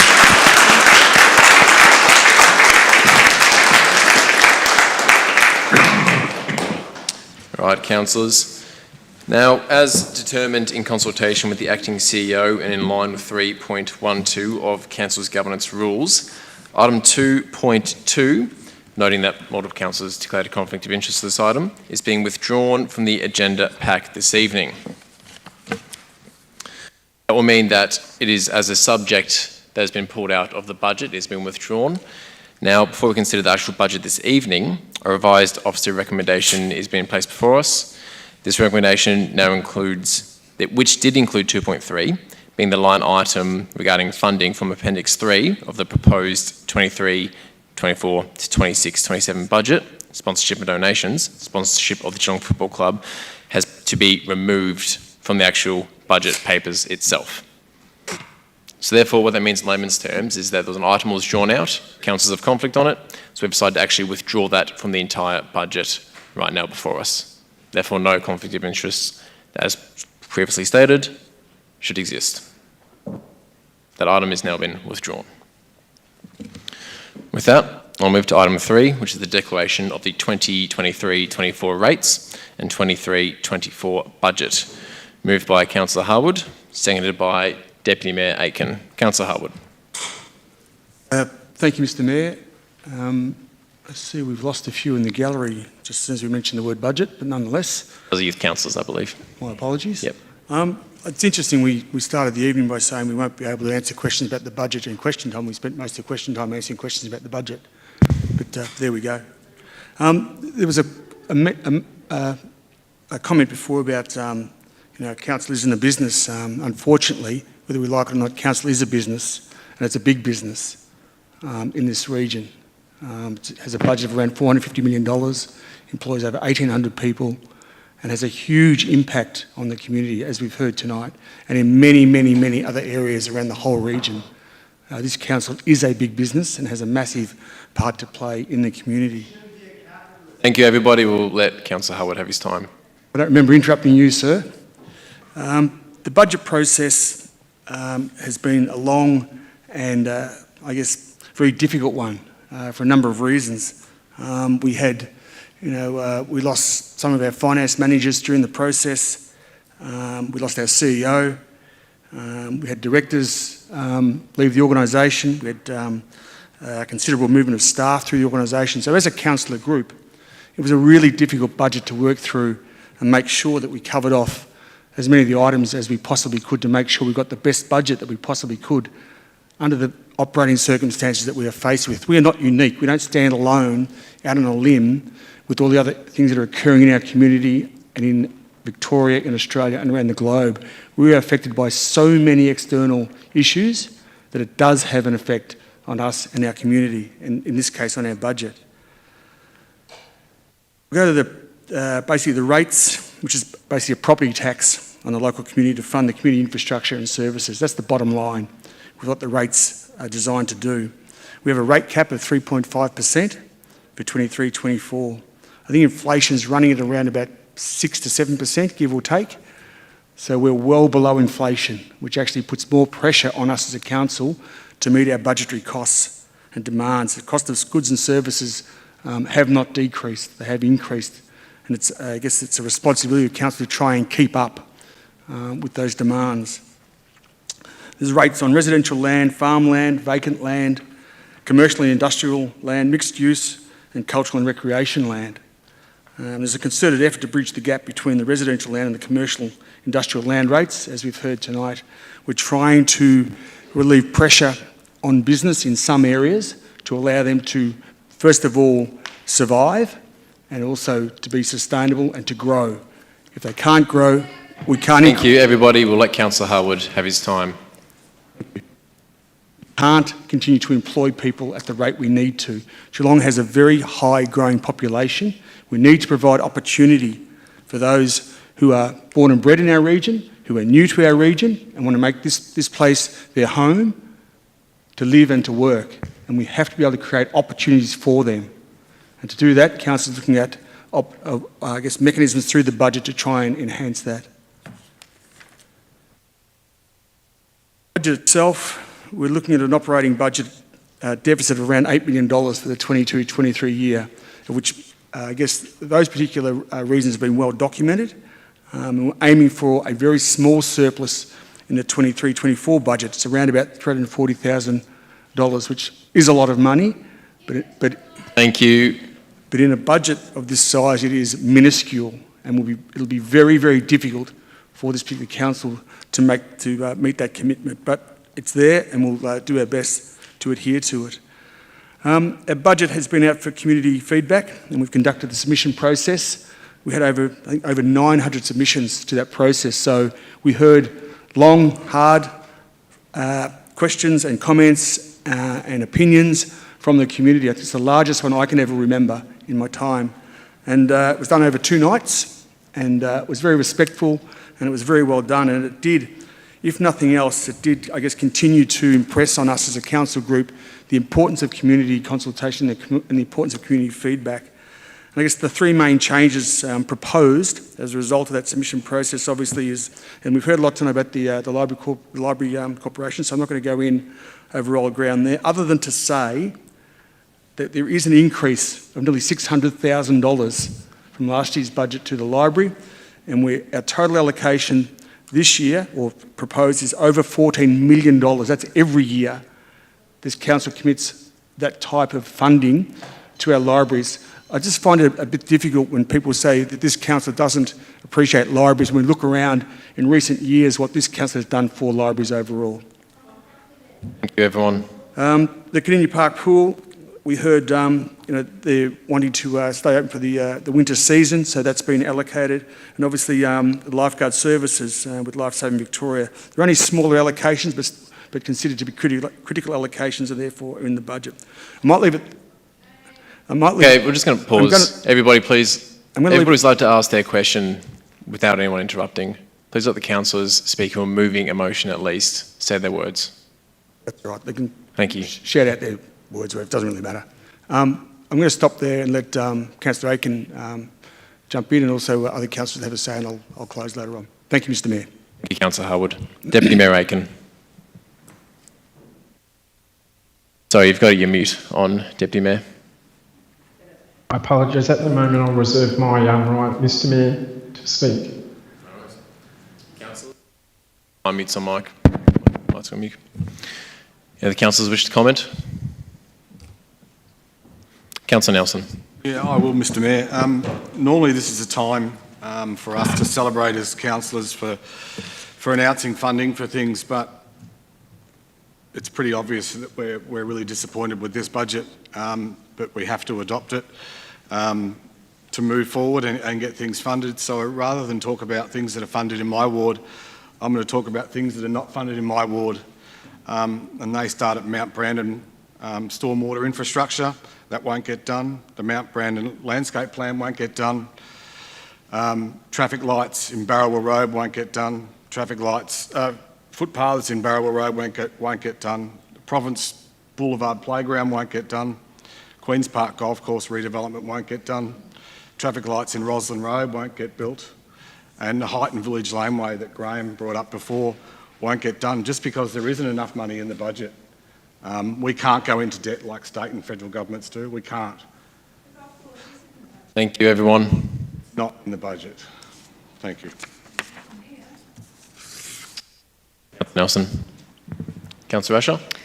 Thank you, Mr Mayor. Look, we all know that right now it's very difficult for any Australian organisation or household putting together a budget, and at the government level the federal budget's tough with a massive deficit. Our state government budget's even tougher. Thousands of job redundancies, cuts in funding and projects stalled. And the council faces the same pressures, and it's actually more difficult as councils work with a limit on the revenue available to operate, known as a rate cap. The other big difference with council budgets is that before any decisions are made, the draft budget is put out for consideration and consultation. And that 2-month consultation period gives the community a formal and relatively long time period to consider, to ask questions, to know what they like, what they don't like, and to raise questions. Now, for councillors, it's also 2 months of listening, of asking, of raising questions with city officers, considering the information given, and then discussing more with the community, the team at the city, and each other, how to best respond to the feedback. Now, we have listened, and we've sought to understand how we can fund the services that we know are critical. There has been some good, positive lobbying, but there's also been a fair amount of politically motivated bullying in the public arena. Thank you, everybody. Gallery will remain quiet and show respect. Look, there's a live demo. For those of us who understand how local government works, the budget consultation period's been a great opportunity for discussion and deliberation as a team between the community, officers and councillors. As most people appreciate, it's super effective to present a case with facts and with mutual respect.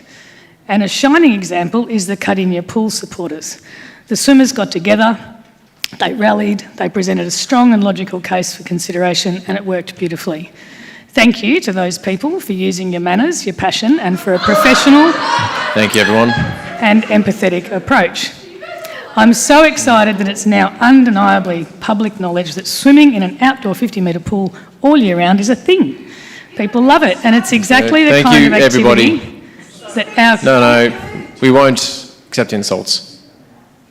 Exactly the kind of activity that our community plan and all our policies support. So we councillors, and I say that I'd speak for the city officers too, we don't like a harsh budget any more than you do, as Councillor Nelson has just pointed out. We are community members as well, and our role is to represent you. Councillors represent the full community, and we present the ratepayer feedback to the city officers. And as your representative, I was particularly delighted to be able to help those Cardinia Pool and keep that open, keep the supporters open. Also very happy about the decision to keep the contribution to the lifeguards who keep our beaches safe. And at risk of labouring the point, I am a passionate supporter of year-round 50-metre pool swimming, not least because having access to decent pools means that people can swim properly and be at less risk of drowning at the beach.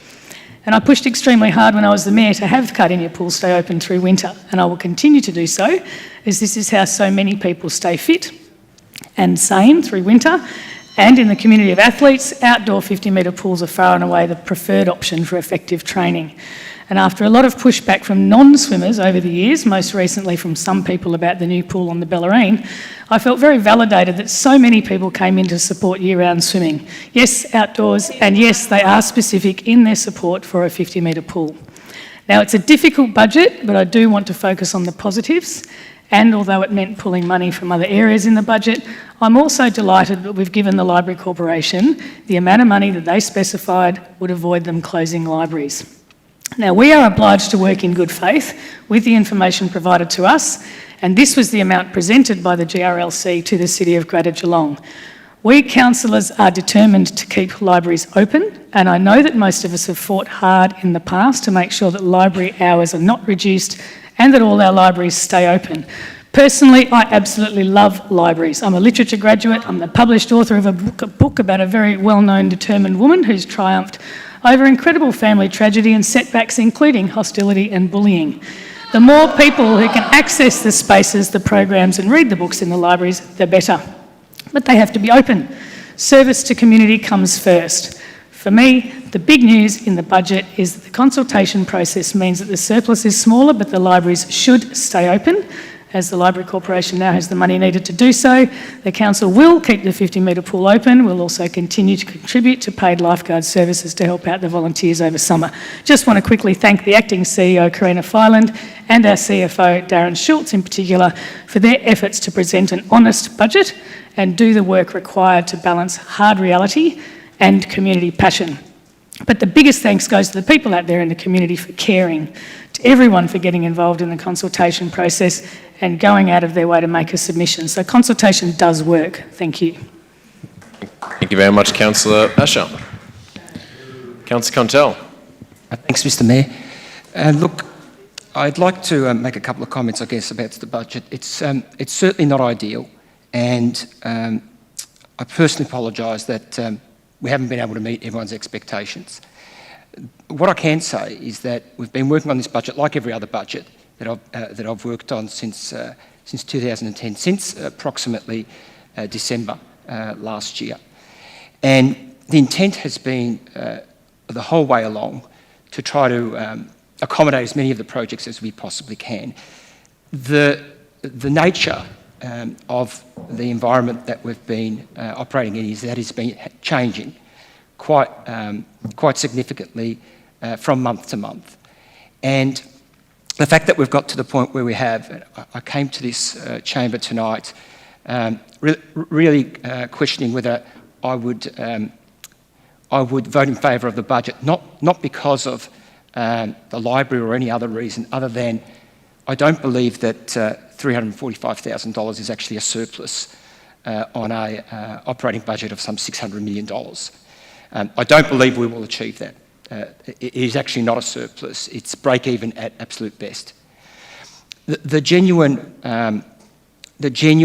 desire from the councillors that I've worked with, which is all of them, has been to try and find some sort of a workable solution, particularly with the libraries, to ensure that services and hours are not cut.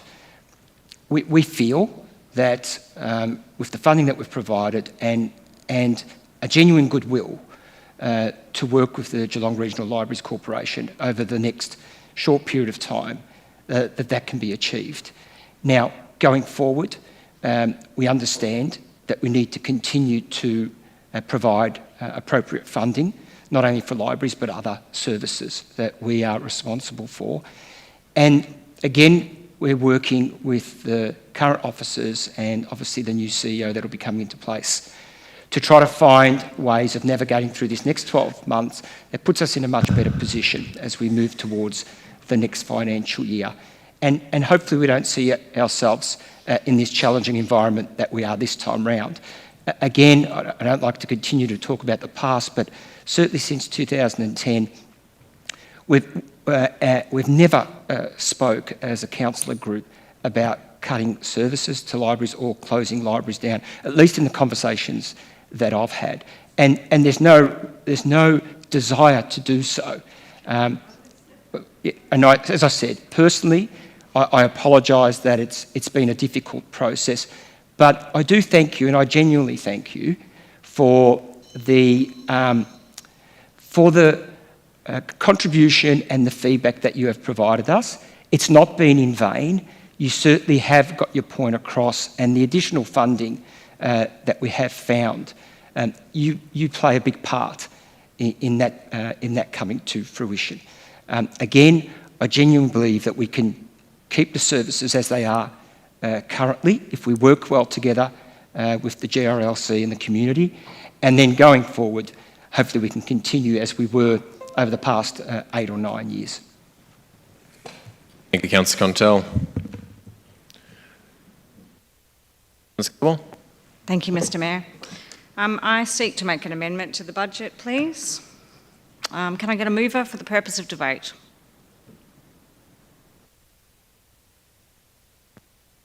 Moved. Councillor Harwood? Debate, yep. Yep. And Councillor Aikens. We need a seconder for that. Councillor Aikens. Oh, sorry. Is there a seconder for that? You're on mute, Councillor Aiken.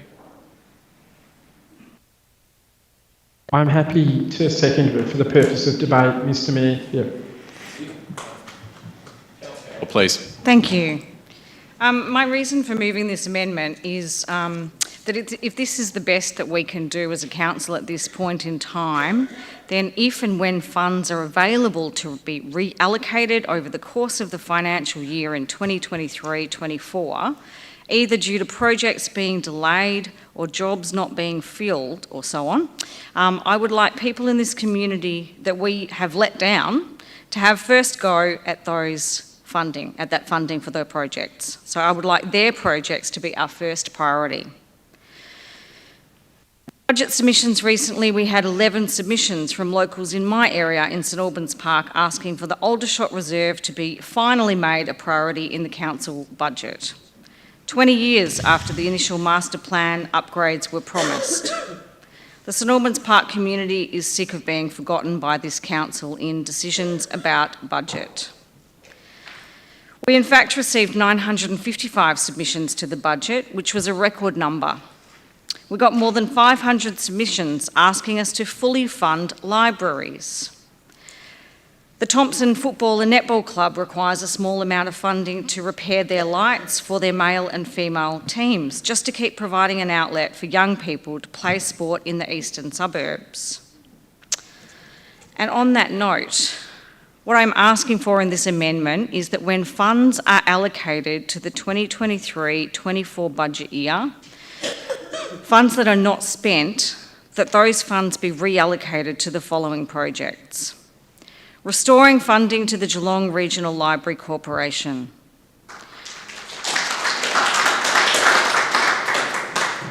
And specifically, if Armstrong Creek Library opens in the 2023-24 budget year, that Council fully funds those operating costs.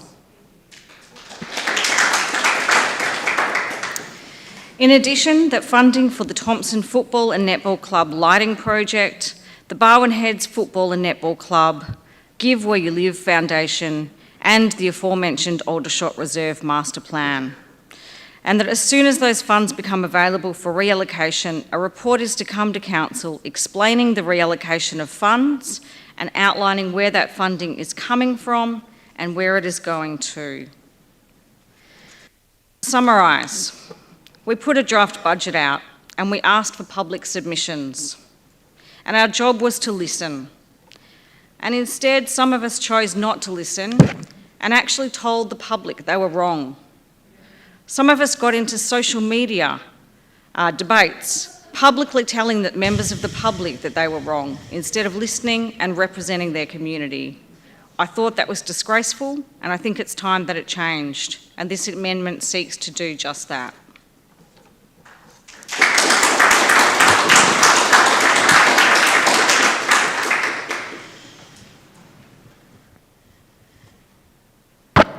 Apologies. Thank you, Councillor Cabell. Just for confirmation, can you please give us your exact wording of your amendment? When funds are allocated to the 2023-24 budget year, which are not spent, those funds are reallocated to the following projects. restoring funding for the Geelong Regional Library Corporation, specifically Armstrong Creek if it opens in the 2023-24 budget year. Council will fully fund those operating costs. Council will fund the Thompson Football and Netball Club lighting project, the Barwon Heads Football and Netball Club, Give Where You Live Foundation and the Aldershot Reserve Master Plan. And as soon as the required funds become available for reallocation, a report is to come to Council explaining the reallocation of funds and outlining where the funding is coming from and where it is going to. Okay, no, well noted. So there currently is in the budget a process that if extra funds do become available in the financial year, they go to projects which are co-funded with state and federal governments, upgrades such as the Newtown, so Chilwell Library. You'll prefer to go to these projects instead? Councillor Cabell? Asked a question by the Mayor, MCSU Manager. Yep, absolutely. So as I said, in the current budget before us, there is the agreement that when extra funding does become available, it goes to projects which are co-funded with the state and one with the feds, such as projects as the redevelopment of the Chilwell Library. You'd prefer to go to these projects here, many of them in your ward. Can you ask that question again? I didn't actually understand what you said. So the current process is that when extra funding does become available, it goes to projects which are co-funded with either the state or the federal governments, such as the Chilwell Library upgrade. You'll prefer the funding instead, if unspent, to go to projects that you have just listed. I'd like to add these projects to that list. So I'm not excluding any projects. Okay, so you're not replacing the list, you just like to add these to the bottom of the list. Absolutely. That's what you're saying. I have to work with governance on the wording on that.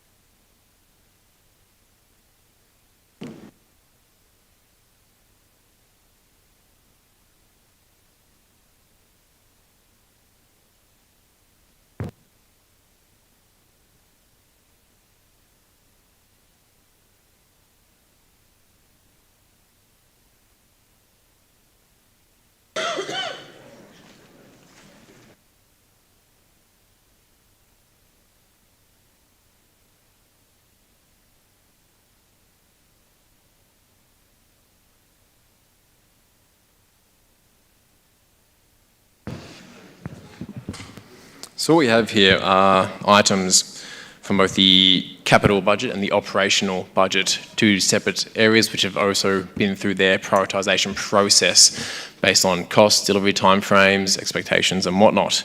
The current way that these projects are ranked in the capital budget is based on these qualities, and with high rankings at the moment being dictated of major projects which are co-funded with the state and federal governments for timely delivery. Unfortunately, Councillor Cadwell, with this combination of both in there, you would see to supersede the prioritisation projects from all around the municipality and large regional projects as well, which are currently ranked in there, and therefore been advised by governments that it would actually be an illegal override of budget process to automatically try to put funding into your preferred projects here. Essentially what you're saying is no. I've been advised that with governance advice that it's an unacceptable proposed amendment. Okay. I'd like to put that to a vote. It's not going to a vote, it's an illegal amendment. Sorry? It's not going to a vote, it's an illegal amendment. Okay. All right, thank you. Thank you. We refer back to, we've now referred to discussion the original budget in front of us. Do any councillors wish to comment? Councillor Mason. Thank you, thank you, Mayor Sullivan. Similar to a lot of the other comments that have been made, it's been a really, really difficult budget process for us all. And we have been hit by a number of unexpected, very difficult stresses, and many of them happened concurrently. I've heard some of the other councillors mention very many things that can't be done. They're too numerous to mention, and they're across all wards. And Councillor Nelson went to pains to mention things not in his ward. Some things that I have already heard mentioned is the Barwon Heads Netball Football Club, which is close to my ward. Active Geelong, where we've been to recently, a very useful program. We're not funding so very many other things. Hang on, please let Councillor Mason finish. Please let Councillor Mason finish. As I've previously stated, it's fair if we share services, or all services share in this shortfall. And we've done our very best to do that, sharing of the services within the shortfall. And that's the principle. I have to say, though, that there is another principle we've hitherto adhered to, and that is the long-standing precedent of honouring a service agreement with the library. I have been on the library board since 2017, and I was on the selection committee for the new CEO, and the whole board was extremely pleased with the appointment. That new CEO had the onerous task of navigating to a conclusion a very difficult EBA with the union. It took over 9 months to do that. We all wanted someone who would advocate strongly for the library. Well, we got that well and truly, and I congratulate the CEO of the GLRC for her courage and her efforts. I have to say that I have tried to get to the bottom of some of the issues, and I have not been able to. I'm very disappointed that our officers have been unable, emphasise the word unable, many meanings to that, to strike a collegiate and collaborative stance, rather than what I believe has been rather confronting. And there is some evidence to that on the public record. So it's my fervent hope that we can recover from this position with the library, and with a new administration there is the opportunity to promptly repair and normalise the situation. And there's no doubt that there should be a negotiation process, and we should have entered into that in some collegiate and collaborative spirit, which has not been forthcoming. Having said all of that, it has been an extremely difficult budget process where we have to make ends meet. We are barely breaking even. We are barely conforming with the requirements of the Local Government Act in that barely breaking even. And so very difficult decisions have been made. I wish we had been able to do that in a more collaborative way. Thank you.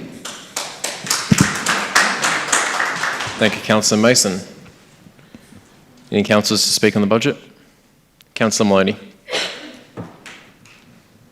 Thank you, Mayor Sullivan.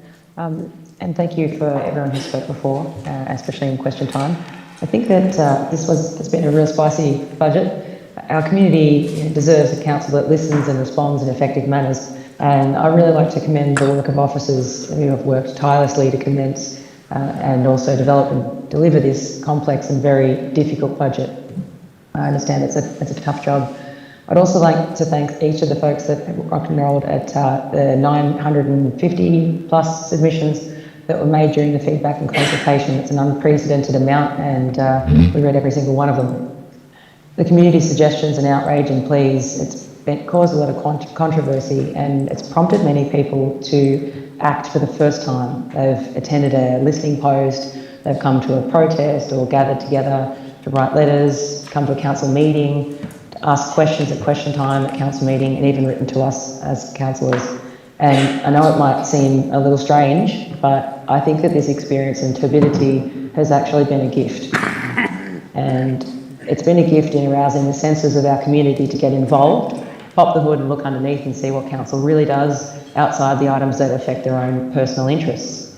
And there's a phenomenon that exists called region beta paradox, and that means that people can recover quickly or more quickly from intense emotions or experiences than from less distressing ones.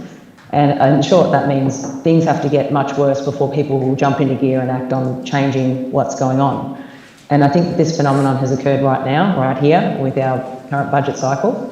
And it's driven our community, which is at peak frustration with external bodies, and in this frustration of external movement and change, people have actually become these justice-driven warriors, and they've created leadership in their own right and engaged in the democratic process, which I think is really commendable. I'd also like to mention that I don't believe that we live in a democracy. I think that that's a bit of an illusion at this point. And I think that there's some very rich people around the world that think that we live in an autocracy. I think that's also a falsehood. I think we live in an ochlocracy where people might know that term as the mob rules. And I believe that that does, and it's been proven in this instance where we have the collective power of people to move mountains and make shifts. And we've seen that in small doses, and we've seen that in this budget with a wave of people reaching out. And I believe that the people of Geelong have the power to make the difference through their thoughts, words, and putting those into actions and grouping together, because, spoiler alert, we're all one consciousness experiencing itself subjectively, and life is but a dream and we're the imagination of ourselves. And I think that when we come together as a group, we can really shape our community, and that's what we do as councillors, what we want for our community. I think this budget attempts to remediate the points of contention that we've spoken about tonight, and it's also woken up a whole bunch of people in the community to make their voices heard and make things happen. And for that, I'm eternally grateful, because everyone is contributing in a massive way to help us do our job to serve you. Thanks so much. Thank you, Councillor Maloney. Before I throw to Deputy Mayor Aiken, I have my own words as well. I'd like to thank all my councillors who have spoken before me for their comments. I thank the community for being here as well. We have a series of meetings, many more than I know that you would like to be able to attending. But community consultation and engagement is a democratic right and a vitally important part of this budget. And we've stated many times about the tough economic environment that we're operating under. It affects all of us at home, at work, and all the levels of government that we operate under and within. We're dealing with inflation at runaway, cost of goods, services going through the roof. An organisation that we are right now, we're under a capped environment. 3.5% on the increase going in, but we have an expanding community, expanding costs, increasing costs of infrastructure and delivery going up through the roof. So we're not bringing as much in as we are going out. However, we are spending the same large assigned amount that was put forth at the start of this council term. $616.5 million over 4 years, 254 capital projects. The problem is, as with all of our dollars, it just doesn't go as far as it used to. So we're constantly reevaluating. We've implemented a 6-month review process of all of our budget items to make sure we're keeping up with the increasing costs of doing said projects, but also making sure that we can constantly check when we have affordability to deliver. There are no unassigned dollars in a budget. Every dollar has to come from somewhere if it just goes from somewhere else. It's often said that there are winners and losers in budgets, and unfortunately when it comes to decision making, we must rank and make sure that the dollar is getting the best value and that we are putting as much as we can into the deserved areas. And for that, I would like to thank my councillors around me. They're good people. They're community people just like you are, and they put their hands up to help. They gain nothing personally out of this, and they put a lot of late nights working through this budget with officers who are there as well, working hand in hand. I'd also like to thank the finance team under Darren Schulz, who's come in recently. They've been invaluable, and they put in a lot of late nights and a lot of long weekends working straight through to work with us as a council group and all officers to get this sorted where we are now. As councillors have all said, unfortunately this is a position we would rather not be in. We'd rather be operating under much favourable economic circumstances. But each dollar is precious, and each dollar in this budget is being squeezed to get the best value that it can. I'd also like to thank my acting CEO, Karina Fireland, for her tireless work over the last 10 months as well. There's a lot going on in the organisation. Anyone can man the helm during fair weather, but to guide a ship during stormy seas is no easy path. I'd like to thank everybody in the executive and everybody in the leadership team for their jobs as well, for the entire organisation. With that, I'll refer back to Anthony Aiken, who reserved his right. Thank you, Mr Mayor, and first thank you for all the councillors for their speaking tonight on the budget. And I'll repeat quite a bit what's been said by a number of the other councillors already. The 23-24 budget has proven to be one of the hardest and most difficult a council group has had to participate in. Our capital budget, due to material and labour cost escalations, had increased by $135 million over 4 years. So we had to pause and rephase our capital spend to what the council and community was able to afford. A yearly operating spend, which is what we spend on wages, services and grants for libraries and other services, was facing an $80 million blowout unless the council reined in its spending. There are some high-profile funding issues that other councillors have already mentioned tonight. And in fact, in my ward, some very good projects are not going ahead at the time. I have the Windsor Park upgrade, which has received a $2 million state grant, which needs $4.5 million from the council. I have the Community Drive Drainage Works program, which the community for so last year is not being funded. I also have the Morpaniel Park upgrade in North Shore that's no longer being funded for the next 4 years. I also had a passionate project that I share with Councillor Mason, which is the Rural and Peri-Urban Livestock and Information Change, which has now been paused for more than 4 years. I have Stage 3 Large Sports project that's not going ahead. I have new opportunities that are really important for Geelong, including the Geelong Motoring and Industrial Museum, now cannot go ahead during the next 4 years. I also have the Northland Community Centre, which is crying out for significant, meet the standards of what Roseville and Cloverdale Community Centres have as well too. And there are other regional projects of significance that are not being funded by the council. One of those is actually Active Geelong. But what I do see is my responsibility and put forward projects to undermine the financial sustainability of the council budget. I see my responsibility and priority is to support financial sustainability of city budgets, to share the limited funds across the 136 services that we have, and to create affordability to allocate future funding and support programs and new programs and pause programs that council wishes to commit to. It is important to actually say that the council budget process is unique. It's completely different to what happens at the state and federal level. And people have said that the community is outraged by the council budget process and the council. You've just frozen there, Deputy Mayor Aiken. I'll just give you a second. To the state and federal governments. I'll just give you a second for it to re-establish itself, then I'd probably go back 20 seconds and start again. Thank you, Mr Mayor. Look, I just wish to make a comment on the budget process. The council group's been accused of not participating in an effective budget process. We are not like the state and federal government that just announces a budget and there is no public consultation, there's no question time, there's no opportunity to make submissions. The budget is final. In local government, we have to announce a draft budget.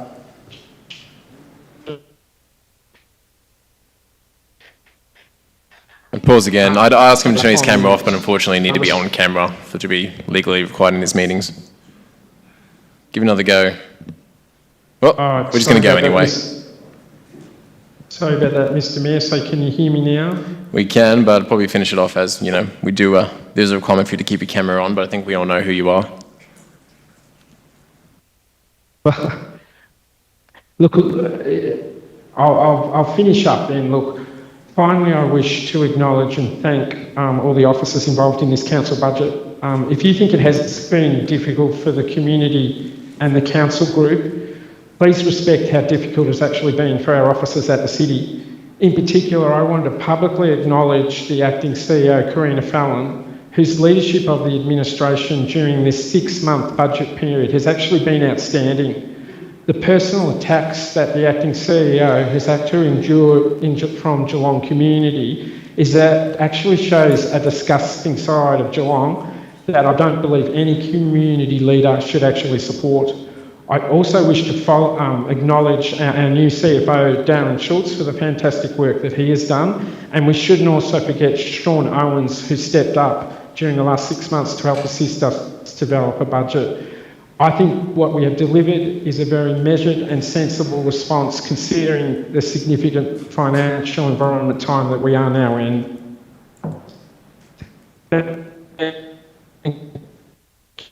Mr Mayor and fellow councillors.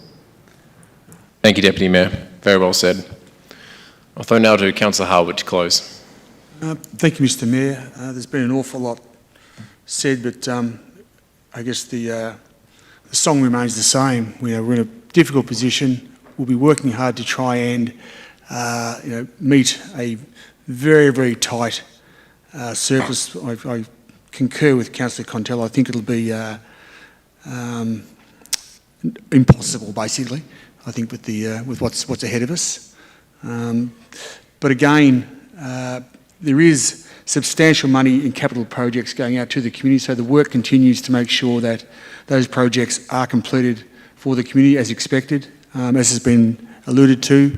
Some haven't made it, but they do stay on the list. They do stay on the targets of capital projects to be completed over time. So I guess it's like the rest of the country. We need to be patient as our finances settle and we regroup and we get back to some of the, I guess, the financial capacities that we've enjoyed in the past. Just at this point in time, we don't. I guess that's the cycle of finances more often than not. My final comment really is a lot of passionate people here this evening, and we've had a lot of passionate opinions come to us over the last couple of weeks and months.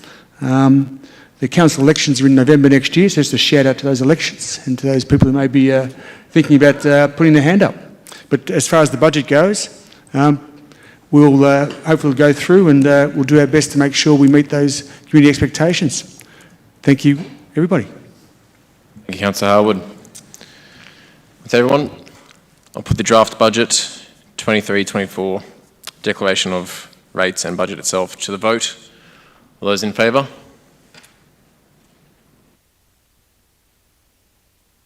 Those against? The item is carried.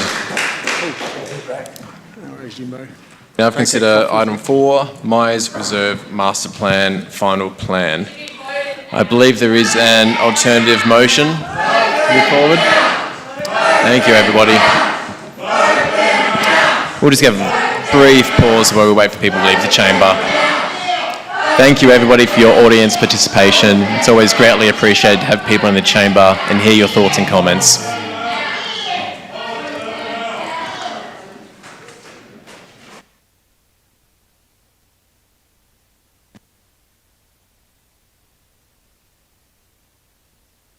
Right, item number 4, Myers Reserve Master Plan, Final Plan.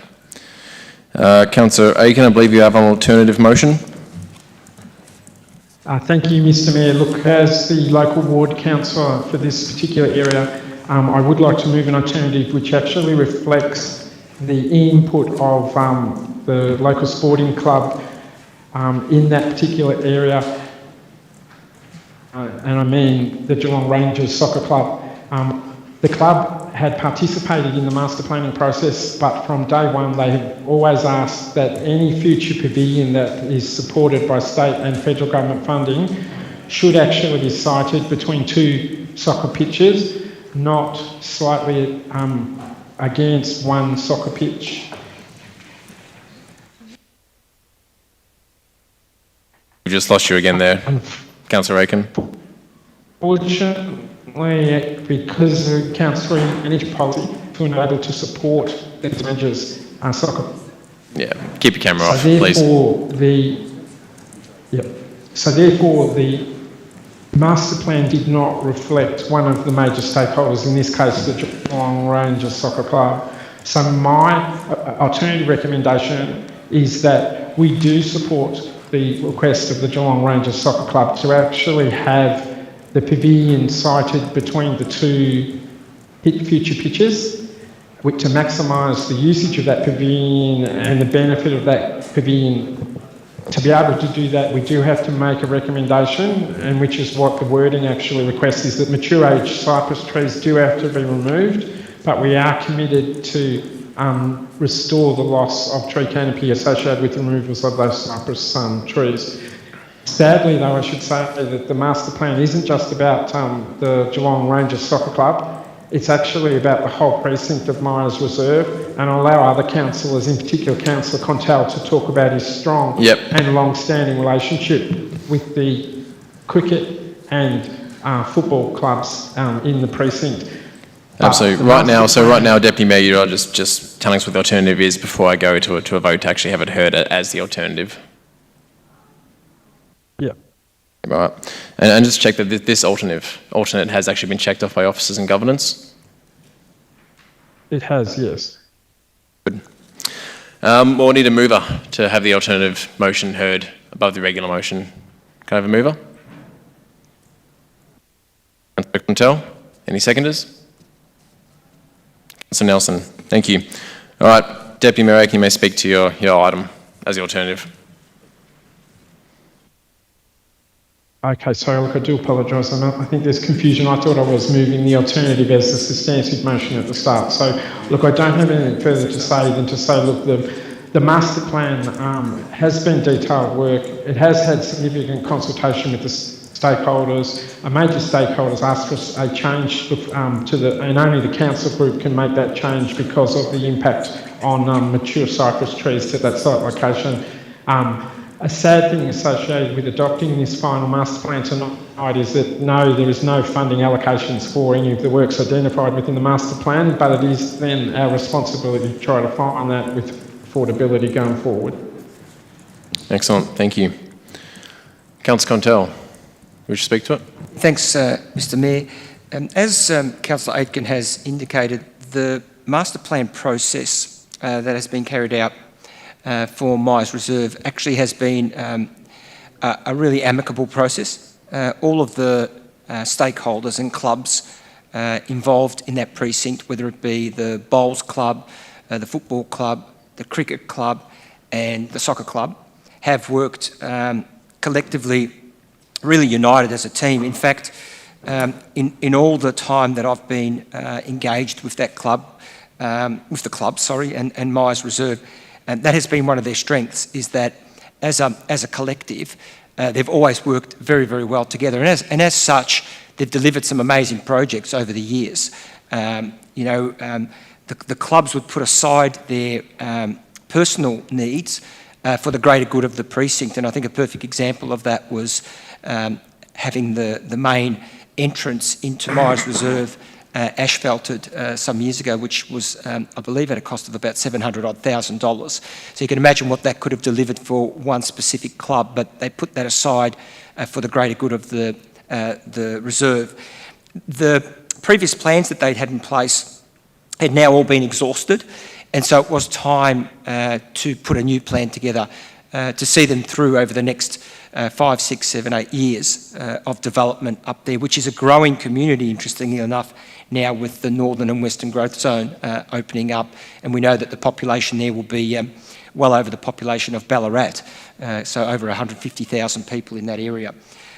So with that said, I'm aware by speaking to the stakeholders that they're all in favour of the master plan, and the amendment that's been put forward by Councillor Aitken also is in agreement with what the majority of the clubs would like to see up there. It was only that the officer recommendation differed to that aspect of the master plan. So very much supportive of the plan, and as Councillor Aitken has said, it's a shame we can't have some funding in this year's budget to be able to start to deliver on some of those projects. However, that being said, the plan will put the community in good stead for the future because it will prioritise the majority of the needs for that reserve. Thank you, Councillor Contell. Councillor Nelson?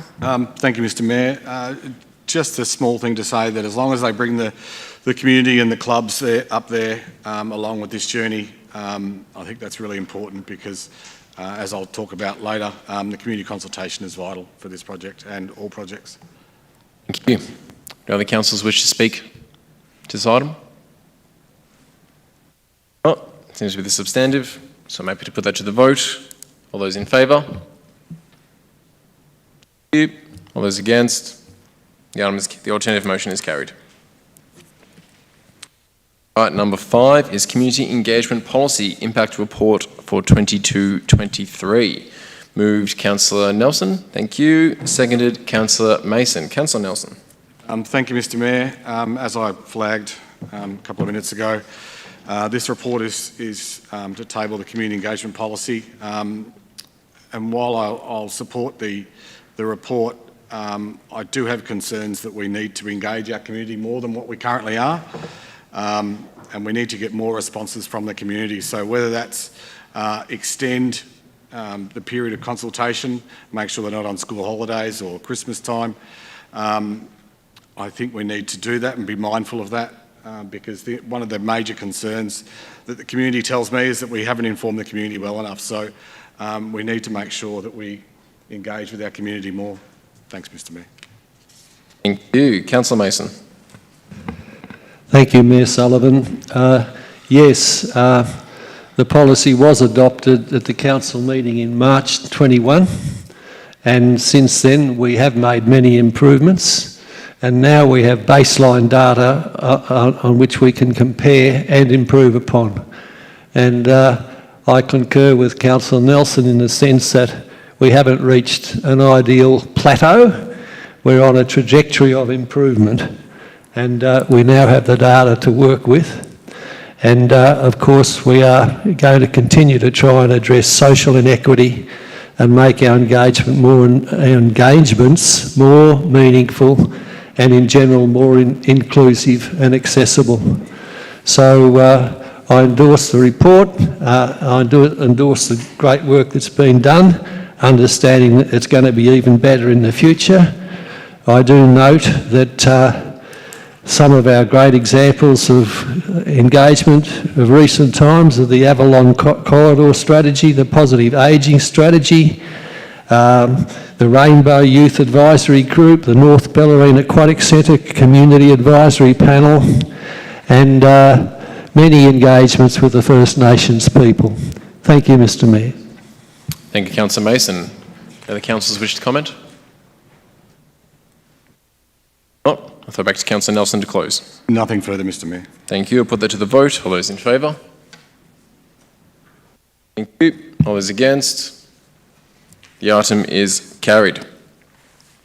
Item number 6, our Community Plan Quarterly Report, March 2023. Can I please have a mover? Councillor Contell. Thank you. Seconded. Councillor Nelson. Councillor Contell. Thanks, Mr Mayor. I generally get this report. I don't know how I do because the owner used to be Harwood. He used to always get this report, and so I do couch his phrase of this is sort of the scorecard of how we're going against the strategic plan. And this is a quarterly report. I won't go through all the actions and items. I'm sure other councillors may want to speak to some of those, but essentially there's 64 actions reported upon in this quarterly update. 34 of those are on track, 19 are complete, and there's one action not started. There is a number that are off track and still need to be advanced. I guess of those, one of the ones that's on track but still needs more work and sort of relates to a question that was put to us during the question time about not necessarily smart cities, but things such as CCTV and the safety of our city and our community. And I could speak to this one personally because I had quite a lot to do with it, with the community up around Eastern Beach, and just the amount of hoon driving and disruptive behaviour in terms of vehicle usage in and around Herne Parade and Lime Burners Point.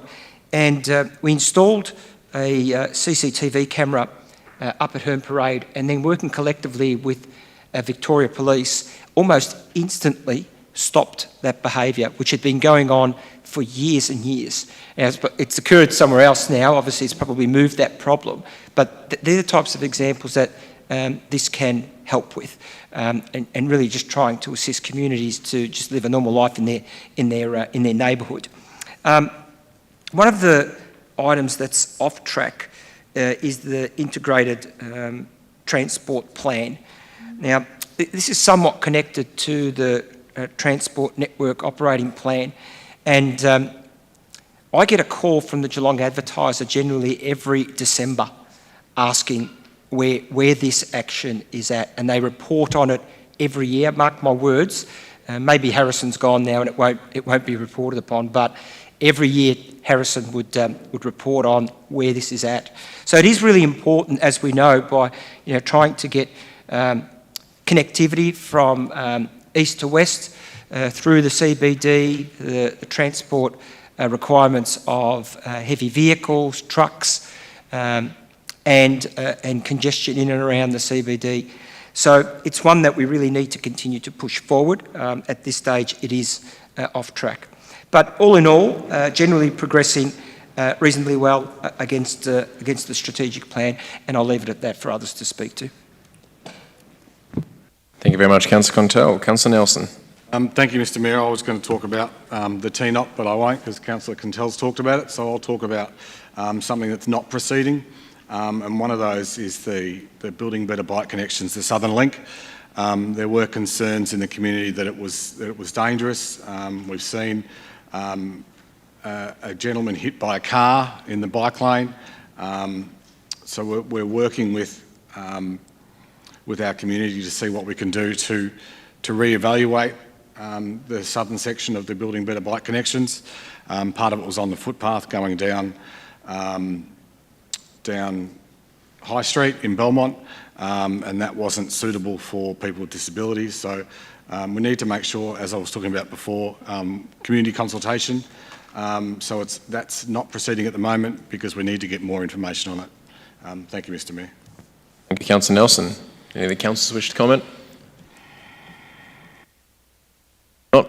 Go back to Councillor Contell to close. And nothing further, Mr Mayor. Thank you. I'll put that to the vote. All those in favour? Thank you. All those against? The item is carried. Now we're up to item 7, where Councillor Contell, you've disclosed a conflict of interest. Or have you down at leaving the meeting at 8:43 p.m.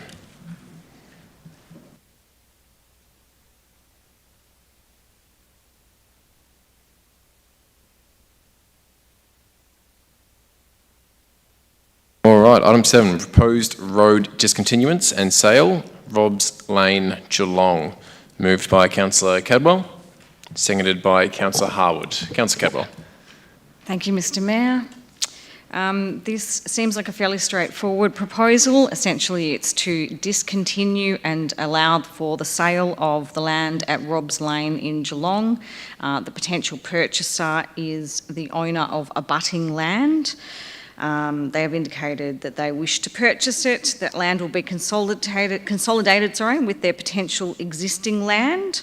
That potential purchaser was the sole submitter to the community engagement process, and council has confirmed, obviously as a part of that, that they have no further purpose for the land. Over to Councillor Harwood. Thank you, Councillor Cadwell. Councillor Harwood. I have nothing further to add. Thank you, Mr Mayor. Thank you. Any of the councillors wish to comment? If not, Councillor Cadwell to close. Thank you, Mr Mayor. Nothing further. Thank you. With that, I'll put to the vote. All those in favour? Thank you. Those against? The item is carried. All right, item 8 on the agenda is councillor appointments to portfolios and committees. I'll move this one, seconded by Councillor Aiken.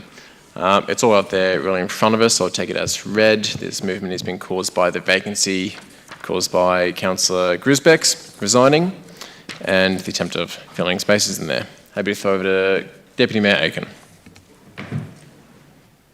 Yeah, Mr Mayor, look, thank you. Look, We can't hear you again, Deputy Mayor Aiken. I might ask you to turn your camera off, please. Former councillor. Thank you.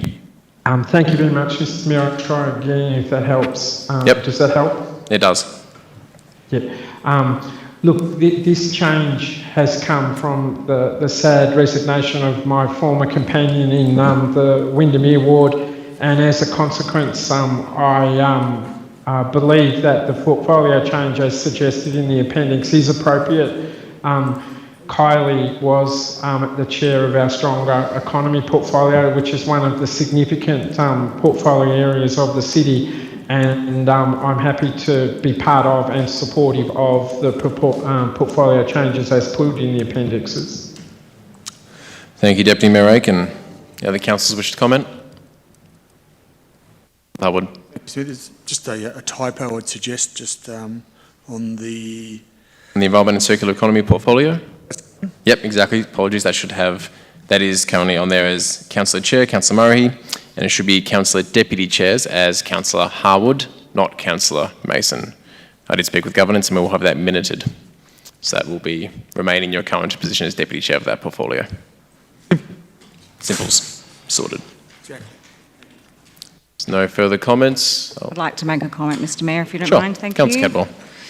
Mr Mayor, following the sudden resignation of Councillor Nelson as the Geelong Regional Library Board Chair and Councillor Kintelge as a board member in May 2023, the two vacancies were discussed amongst the councillor group. There were discussions about the benefits of having council officers on the board. However, agreement was reached that councillors would be allowed to nominate for these positions first. Mr Mayor, on the 23rd of 5th, you emailed councillors to gauge the interest of any councillor who wished to represent the council group as a director on the library board. And it was stated that if only 2 nominations were received, they would be assigned unopposed. 2 councillors did then nominate.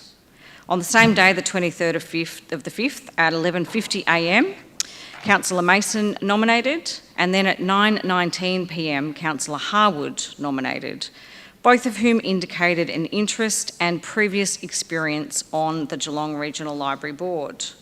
I note that Councillor Mason only stepped away from the board after 5 years of service to allow other councillors to have that opportunity, which was then taken up by Councillor Kintelge. Unfortunately, Councillor Kintelge was only able to attend one meeting, at which time he requested a time change for all future meetings and then declined to attend that next meeting and then subsequently has resigned. Since those nominations... Point of order, Mr Mayor. Yeah, Councillor Contel, I'm not sure what Councillor Mansfield's Cadwell's talking about. I declined one meeting and then I resigned from the board. Don't know what the relevance is to all this either. Relevancy for internal GRLC board matters are not a debate for the appointment of portfolios and chairs and committee members. So if there's an issue you want to talk to me about it. Point of order, if I may continue. You may continue, but please keep on the topic of appointments. I am. Not internal. Thank you. I am on topic. I do believe that I am on topic. Thank you very much. Councillor Well, Kintelge, sorry, Councillor Cadwell, I just believe that you weren't, so I was asking you to remain back on topic as directed. Thank you. I believe that I am remaining on topic. Thank you very much. I've given you direction. Since these nominations, the councillor group received no further correspondence on that matter until the 13th of June, some 3 weeks later, when Councillor Harwood then requested an update on those positions and then expressed his interest in being considered for the Geelong Major Events Committee. At that time, you advised that the Geelong Regional Library Corporation positions and the vacancies caused by Councillor Grisbeck's resignation were scheduled for discussion that evening. On the agenda tonight, we see that you and Councillor Aitken are now being proposed for the 2 vacant positions on the Library Board and Councillor Aitken to the Geelong Major Events Committee. And regarding the Geelong Regional Library Board, I have not been consulted about these appointments, which does seem like an oversight given my role as the Creativity and Culture Portfolio Chair, under which the Library Corp sits, and as the Deputy Chair of the Library Board. Given the public statements about the lack of collaboration by the Library Corporation, this seems slightly hypocritical. Mr Mayor, you've previously sat on the Geelong Regional Library Board as a board member along with Councillor Nelson. And recently you've made public statements that the library cash reserves belong to the city and are held in reserve on behalf of the city and member councils. In fact, this is incorrect, as the Geelong Regional Library Corp is an independent entity governed by its own agreement, of which the city is only one member, along with 4 other councillor members.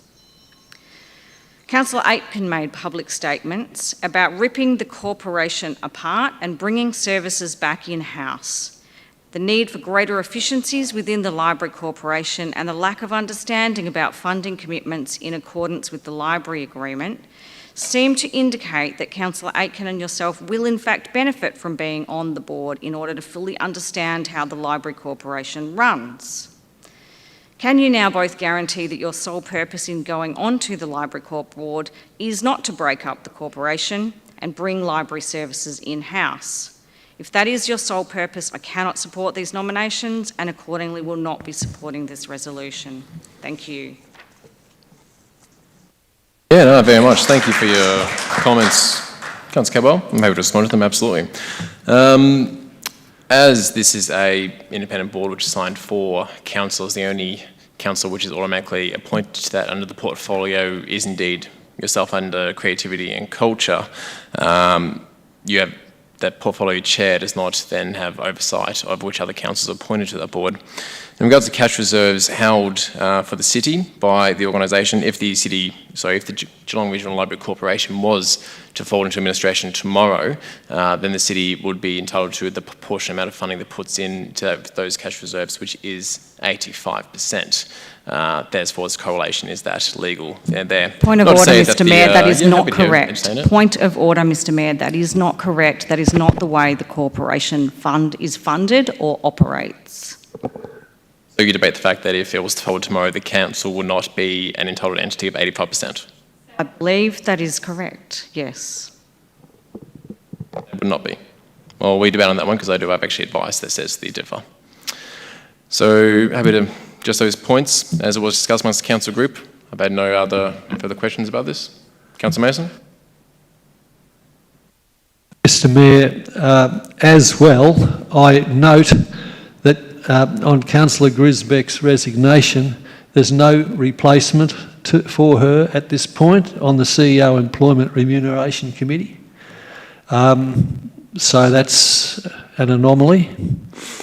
And also I'd like to express disappointment that having been on the council for almost 6 years now, I've never been given an opportunity to join the tourism in Greater Geelong and the Bellarine. And I express disappointment in that, given that you've been on it on numerous occasions now. Thank you. Comments, Councillor Mason? Further comments from the council group? I'll refer back to myself. I've got nothing further to add on that, so I'll put to the vote, including the amendment of the minutes that noted about Councillor Howard being the Deputy for Environment and Circular Economy. All those in favour? All those against? Carried.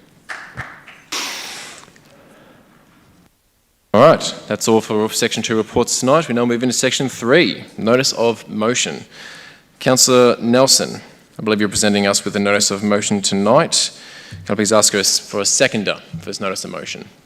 Mr Mayor, if I ask your indulgence, please.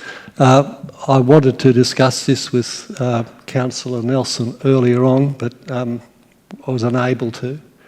But I wonder if he would consider deferring this motion, in that I think that it could be strengthened. And I think in that, there are a number of minor errors in the motion. It's, I could speak further if you'll allow me. Oh no, you're proposing a deferral. Beg pardon? You're proposing a deferral. If you're I'm proposing a deferral so that there's one very major subject that's not mentioned in Councillor Nelson's motion, and that is the restructure of library corporations. So, Councillor Mason, deferrals are not usually spoken to at length. If you're asking for a deferral, you've said you already wish to strengthen it. Yes. I'd have to ask for a seconder before discussion would continue further on a deferral. That's what you're proposing. I'm sorry, I just didn't understand what you said. Deferrals are not often spoken to at length, they're not debated before put forward. Okay, Do you fine. wish to move a deferral? Yes. Yep, absolutely. Do you have a seconder? Second that, thank you. And second it? All right, then it goes to the vote. Point of order. Mr. Mayor, have Councillor Cadwell and Councillor Mason advised that they're members of the Labor Party, which is the current state government, so they may have a conflict on this particular issue and also requesting a deferral then? Could I answer that? I don't believe that's relevant to take into Point account, of order. if I may. I consider that to be quite an inflammatory comment, and I would actually like Councillor Aitken to rethink that and potentially to withdraw it because it has no relevance to the matter at hand here. I understand if you have a point of order for no relevance, but that's it being inflammatory. Mr. Mayor, if I could respond. In fact, Yeah, I just mentioned that if we defer it, we can collaborate and make the motion stronger in advocacy to the state government. In particular, if I might go on? Please. Yeah. In particular, we are aware that library corporations have to be wound up within the next 7 years. It is understood, it's been well understood in the Library Corporation and the board and elsewhere, including the MAV and many other councils, and it's going to cost each council, or our council for example, $300,000 to $500,000 to explore and redesign the corporation. We need the funding for that, and I believe that's another element of what should be included in Councillor Nelson. I believe you have responded to his points there. I do have to table your deferral. Deferral has been proposed. It's been seconded. I'll now put it to the vote. All those in favour of a deferral? The motion to deferral is not carried. I'll move now to Councillor Nelson to... So, do you have a seconder for your motion, Councillor Nelson motion? Councillor Patel, thank you. Councillor Nelson. Thank you, Mr. Mayor. I'm not sure if I can add what... I'll just ask you to speak into your microphone, please. Sorry, I'm not sure if I can add what Councillor Mason has said. I'm happy to. That's fine. But I'm not sure how that's relevant. I mean, we all know that the Library Corporation needs more funds, and this notice of motion is going to that, Councillor Mason. So hopefully that could be used for that, because that's part of the operating budget. But happy to include it if that's what he wants. With those words. At a point 5. I'm happy to move an amendment to the notice of motion if there's a second. I say that if it's accepted, yeah. I would advise that adding another section on there would be creating up words on the fly, therefore a recommendation on the fly. Yeah. Endorsing this recommendation here before us does not prevent us from further advocacy on this element. Okay. I'll just go through it. So this is just asking the state government for more funding. Historically, libraries were funded 50-50 between the state government and local government. However, successive Victorian governments, both left and right, have failed to keep pace with growth and expansion of services. As we've seen in recent years, local councils, and certainly tonight, local councils cannot continue to sustain this massive financial burden. State government funding for libraries has been steadily declining in real terms for years, failing to keep up with population growth and inflation. Currently, councils in Victoria provide, this is not just us, this is Victoria, provide around 80% of the operational funding to cover daily costs of running libraries, paying staff to open doors, purchasing books, resources, internet access, computers, everyone here knows. City of Greater Geelong support the GRLC with an operating contribution of around $14 million, while the state government only contributes around $2 million, yet their bucket is infinitely larger than ours. In response to someone said in the audience tonight, I've written many letters to local MPs over the years, many letters. Last one was around 6 months ago, and I'm yet to receive a response. I'll leave it at that and close a bit later. Thank you. Councillor Quintel. Thanks, Mr Mayor. Look, I'm happy to support the notice of motion. What Councillor Nelson's intending to try to achieve with this, as we are those who will support it, is to try and encourage state government to increase funding for library services.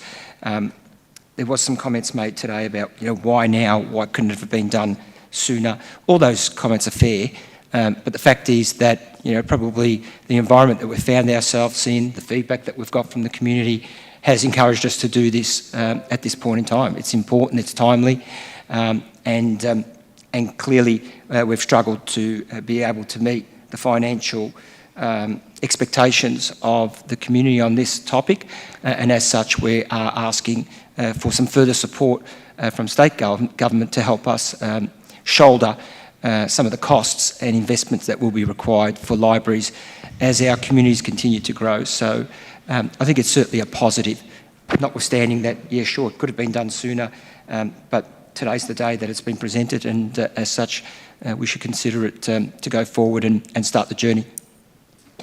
Thank you, Councillor Quintel. Any councillors wish to make comment? Councillor Mason. Thank you, Mr Mayor. Look, as I said before, I wanted to strengthen it, but this is nothing new. This has been something going on for years, and it's endorsed. It's within the MAV. It's something that the City of Greater Geelong has been advocating for already through the MAV, and there are very many councils in that have a like opinion. I would have liked to have had this motion more accurate and to actually build in the capacity for us to really do some very good work in exploring the alternatives for the current corporation and designing the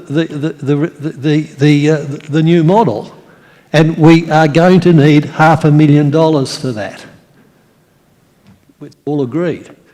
And so, I'm sorry that I suppose something's better than nothing. I'll probably support this motion, but I would have preferred it to have been deferred and for us to have considered it, written a much stronger statement.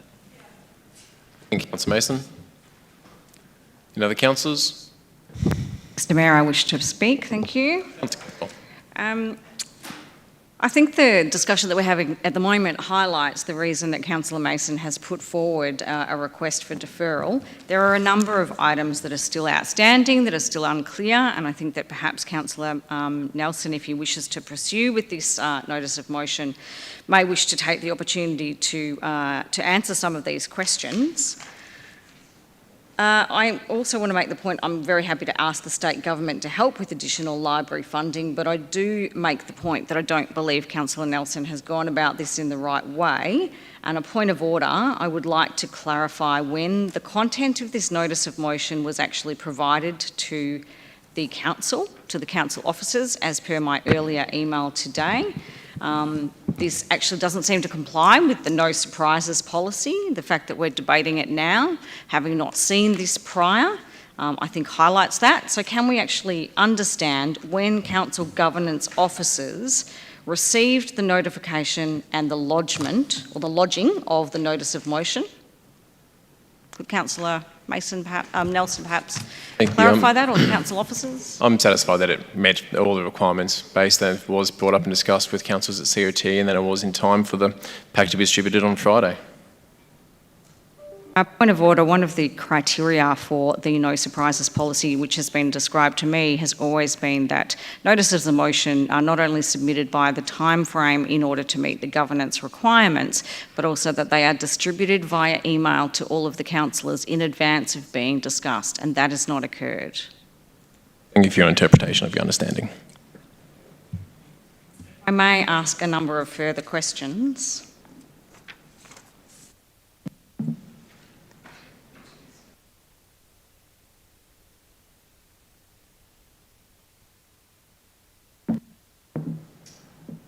In Councillor Nelson's motion, Item 2 commits $20 million over 4 years to extend the Living Libraries capital program. Does that actually include the existing $4 million that is already contributed?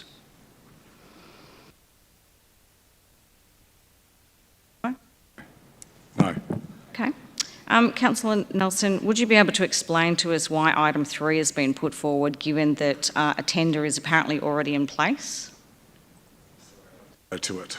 Can you read that out, Councillor Cadwell, your question? Sorry. Yes, it says that you support, the notice of motion seeks to support investment in collaborative approaches to library operations, such as the library management system.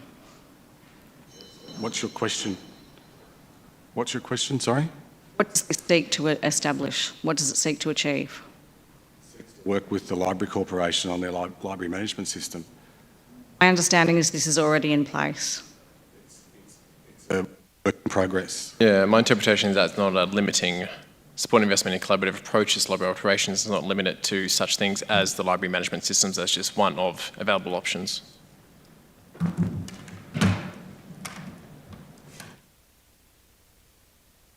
Am I just waiting for my microphone? Okay. Well, I do think that this actually highlights that there are a number of issues still outstanding, and the fact that we haven't had any prior debate around this makes that point. Let me just read a couple of quotes from the Geelong Independent from May 2018 by Luke Voigt, I'm not sure how to pronounce his name, in the Geelong Independent on the 4th of the 5th, 2018.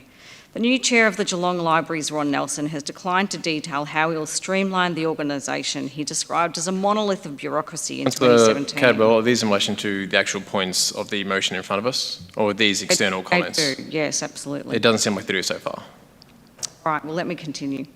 Councillor Nelson Well, then if you're going to continue, they must be relevant to the actual motion, the items in front of it from 1 to 5. If they're not, I'm going to pull you up again. I do believe that these are relevant statements.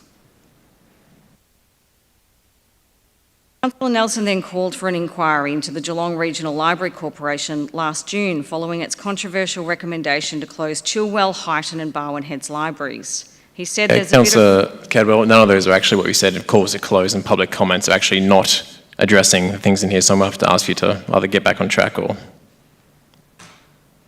I think I've made my point. Obviously, debate is not only shut down amongst our community, but it's shut down amongst councillors. I have nothing further to say. Debate has not been shut down, Councillor Cadwell. I ask you to keep on this. Motion. Thank you very much. Point of order. Can we just stop interrupting people when they're chatting? We've got plenty of time to get through what everyone has to say. Thank you, Councillor Maloney. It's really frustrating. Thank you. Thank you. No further councillors to comment? Councillor Harwood. Thank you, Mr Mayor. I agree with, I guess, the intent, but I'm really not convinced with the process that we're going through at this point in time. And I do share Councillor Cadwell's concern about when we did receive this. I'm not blaming anyone in particular. I'm just saying I certainly didn't see this till very late Friday evening, I think, when the papers came out. So I must, and it was pretty much the first time I got to actually have a look at it, and haven't had a chance since then to really explore options as have been alluded to. So I guess under those circumstances, I'd probably be very reluctant to support it, although I agree with the intent of it. And I just think we were able to do a better proposal. And I guess given our particular relationship with the state government, I'd like to think that we could have perhaps a better discussion than a notice of motion for what I think we'll both agree on quite strongly in relation to such an important community asset, given the, I guess, the community voice of recent times. That's how I see it. Thank you. Councillor Harwood. The councillors comment. I'll go back to Councillor Nelson to close. Thank you, Mr Mayor. Just to Councillor Mason's point with regard to the restructure of the Library Corporation in the next 7 years. As you know, Councillor Mason, I've met with many local state members about funding that $500,000, and to this date they've all said no. I've sent many letters to state members with regard to increasing its funding, as I've said before, and that they've all said no to that, so this is why we're at this stage. What's also disappointing is that rather than work with council it appears state members are leading a campaign against council regarding funding when it's them that's been reducing funding.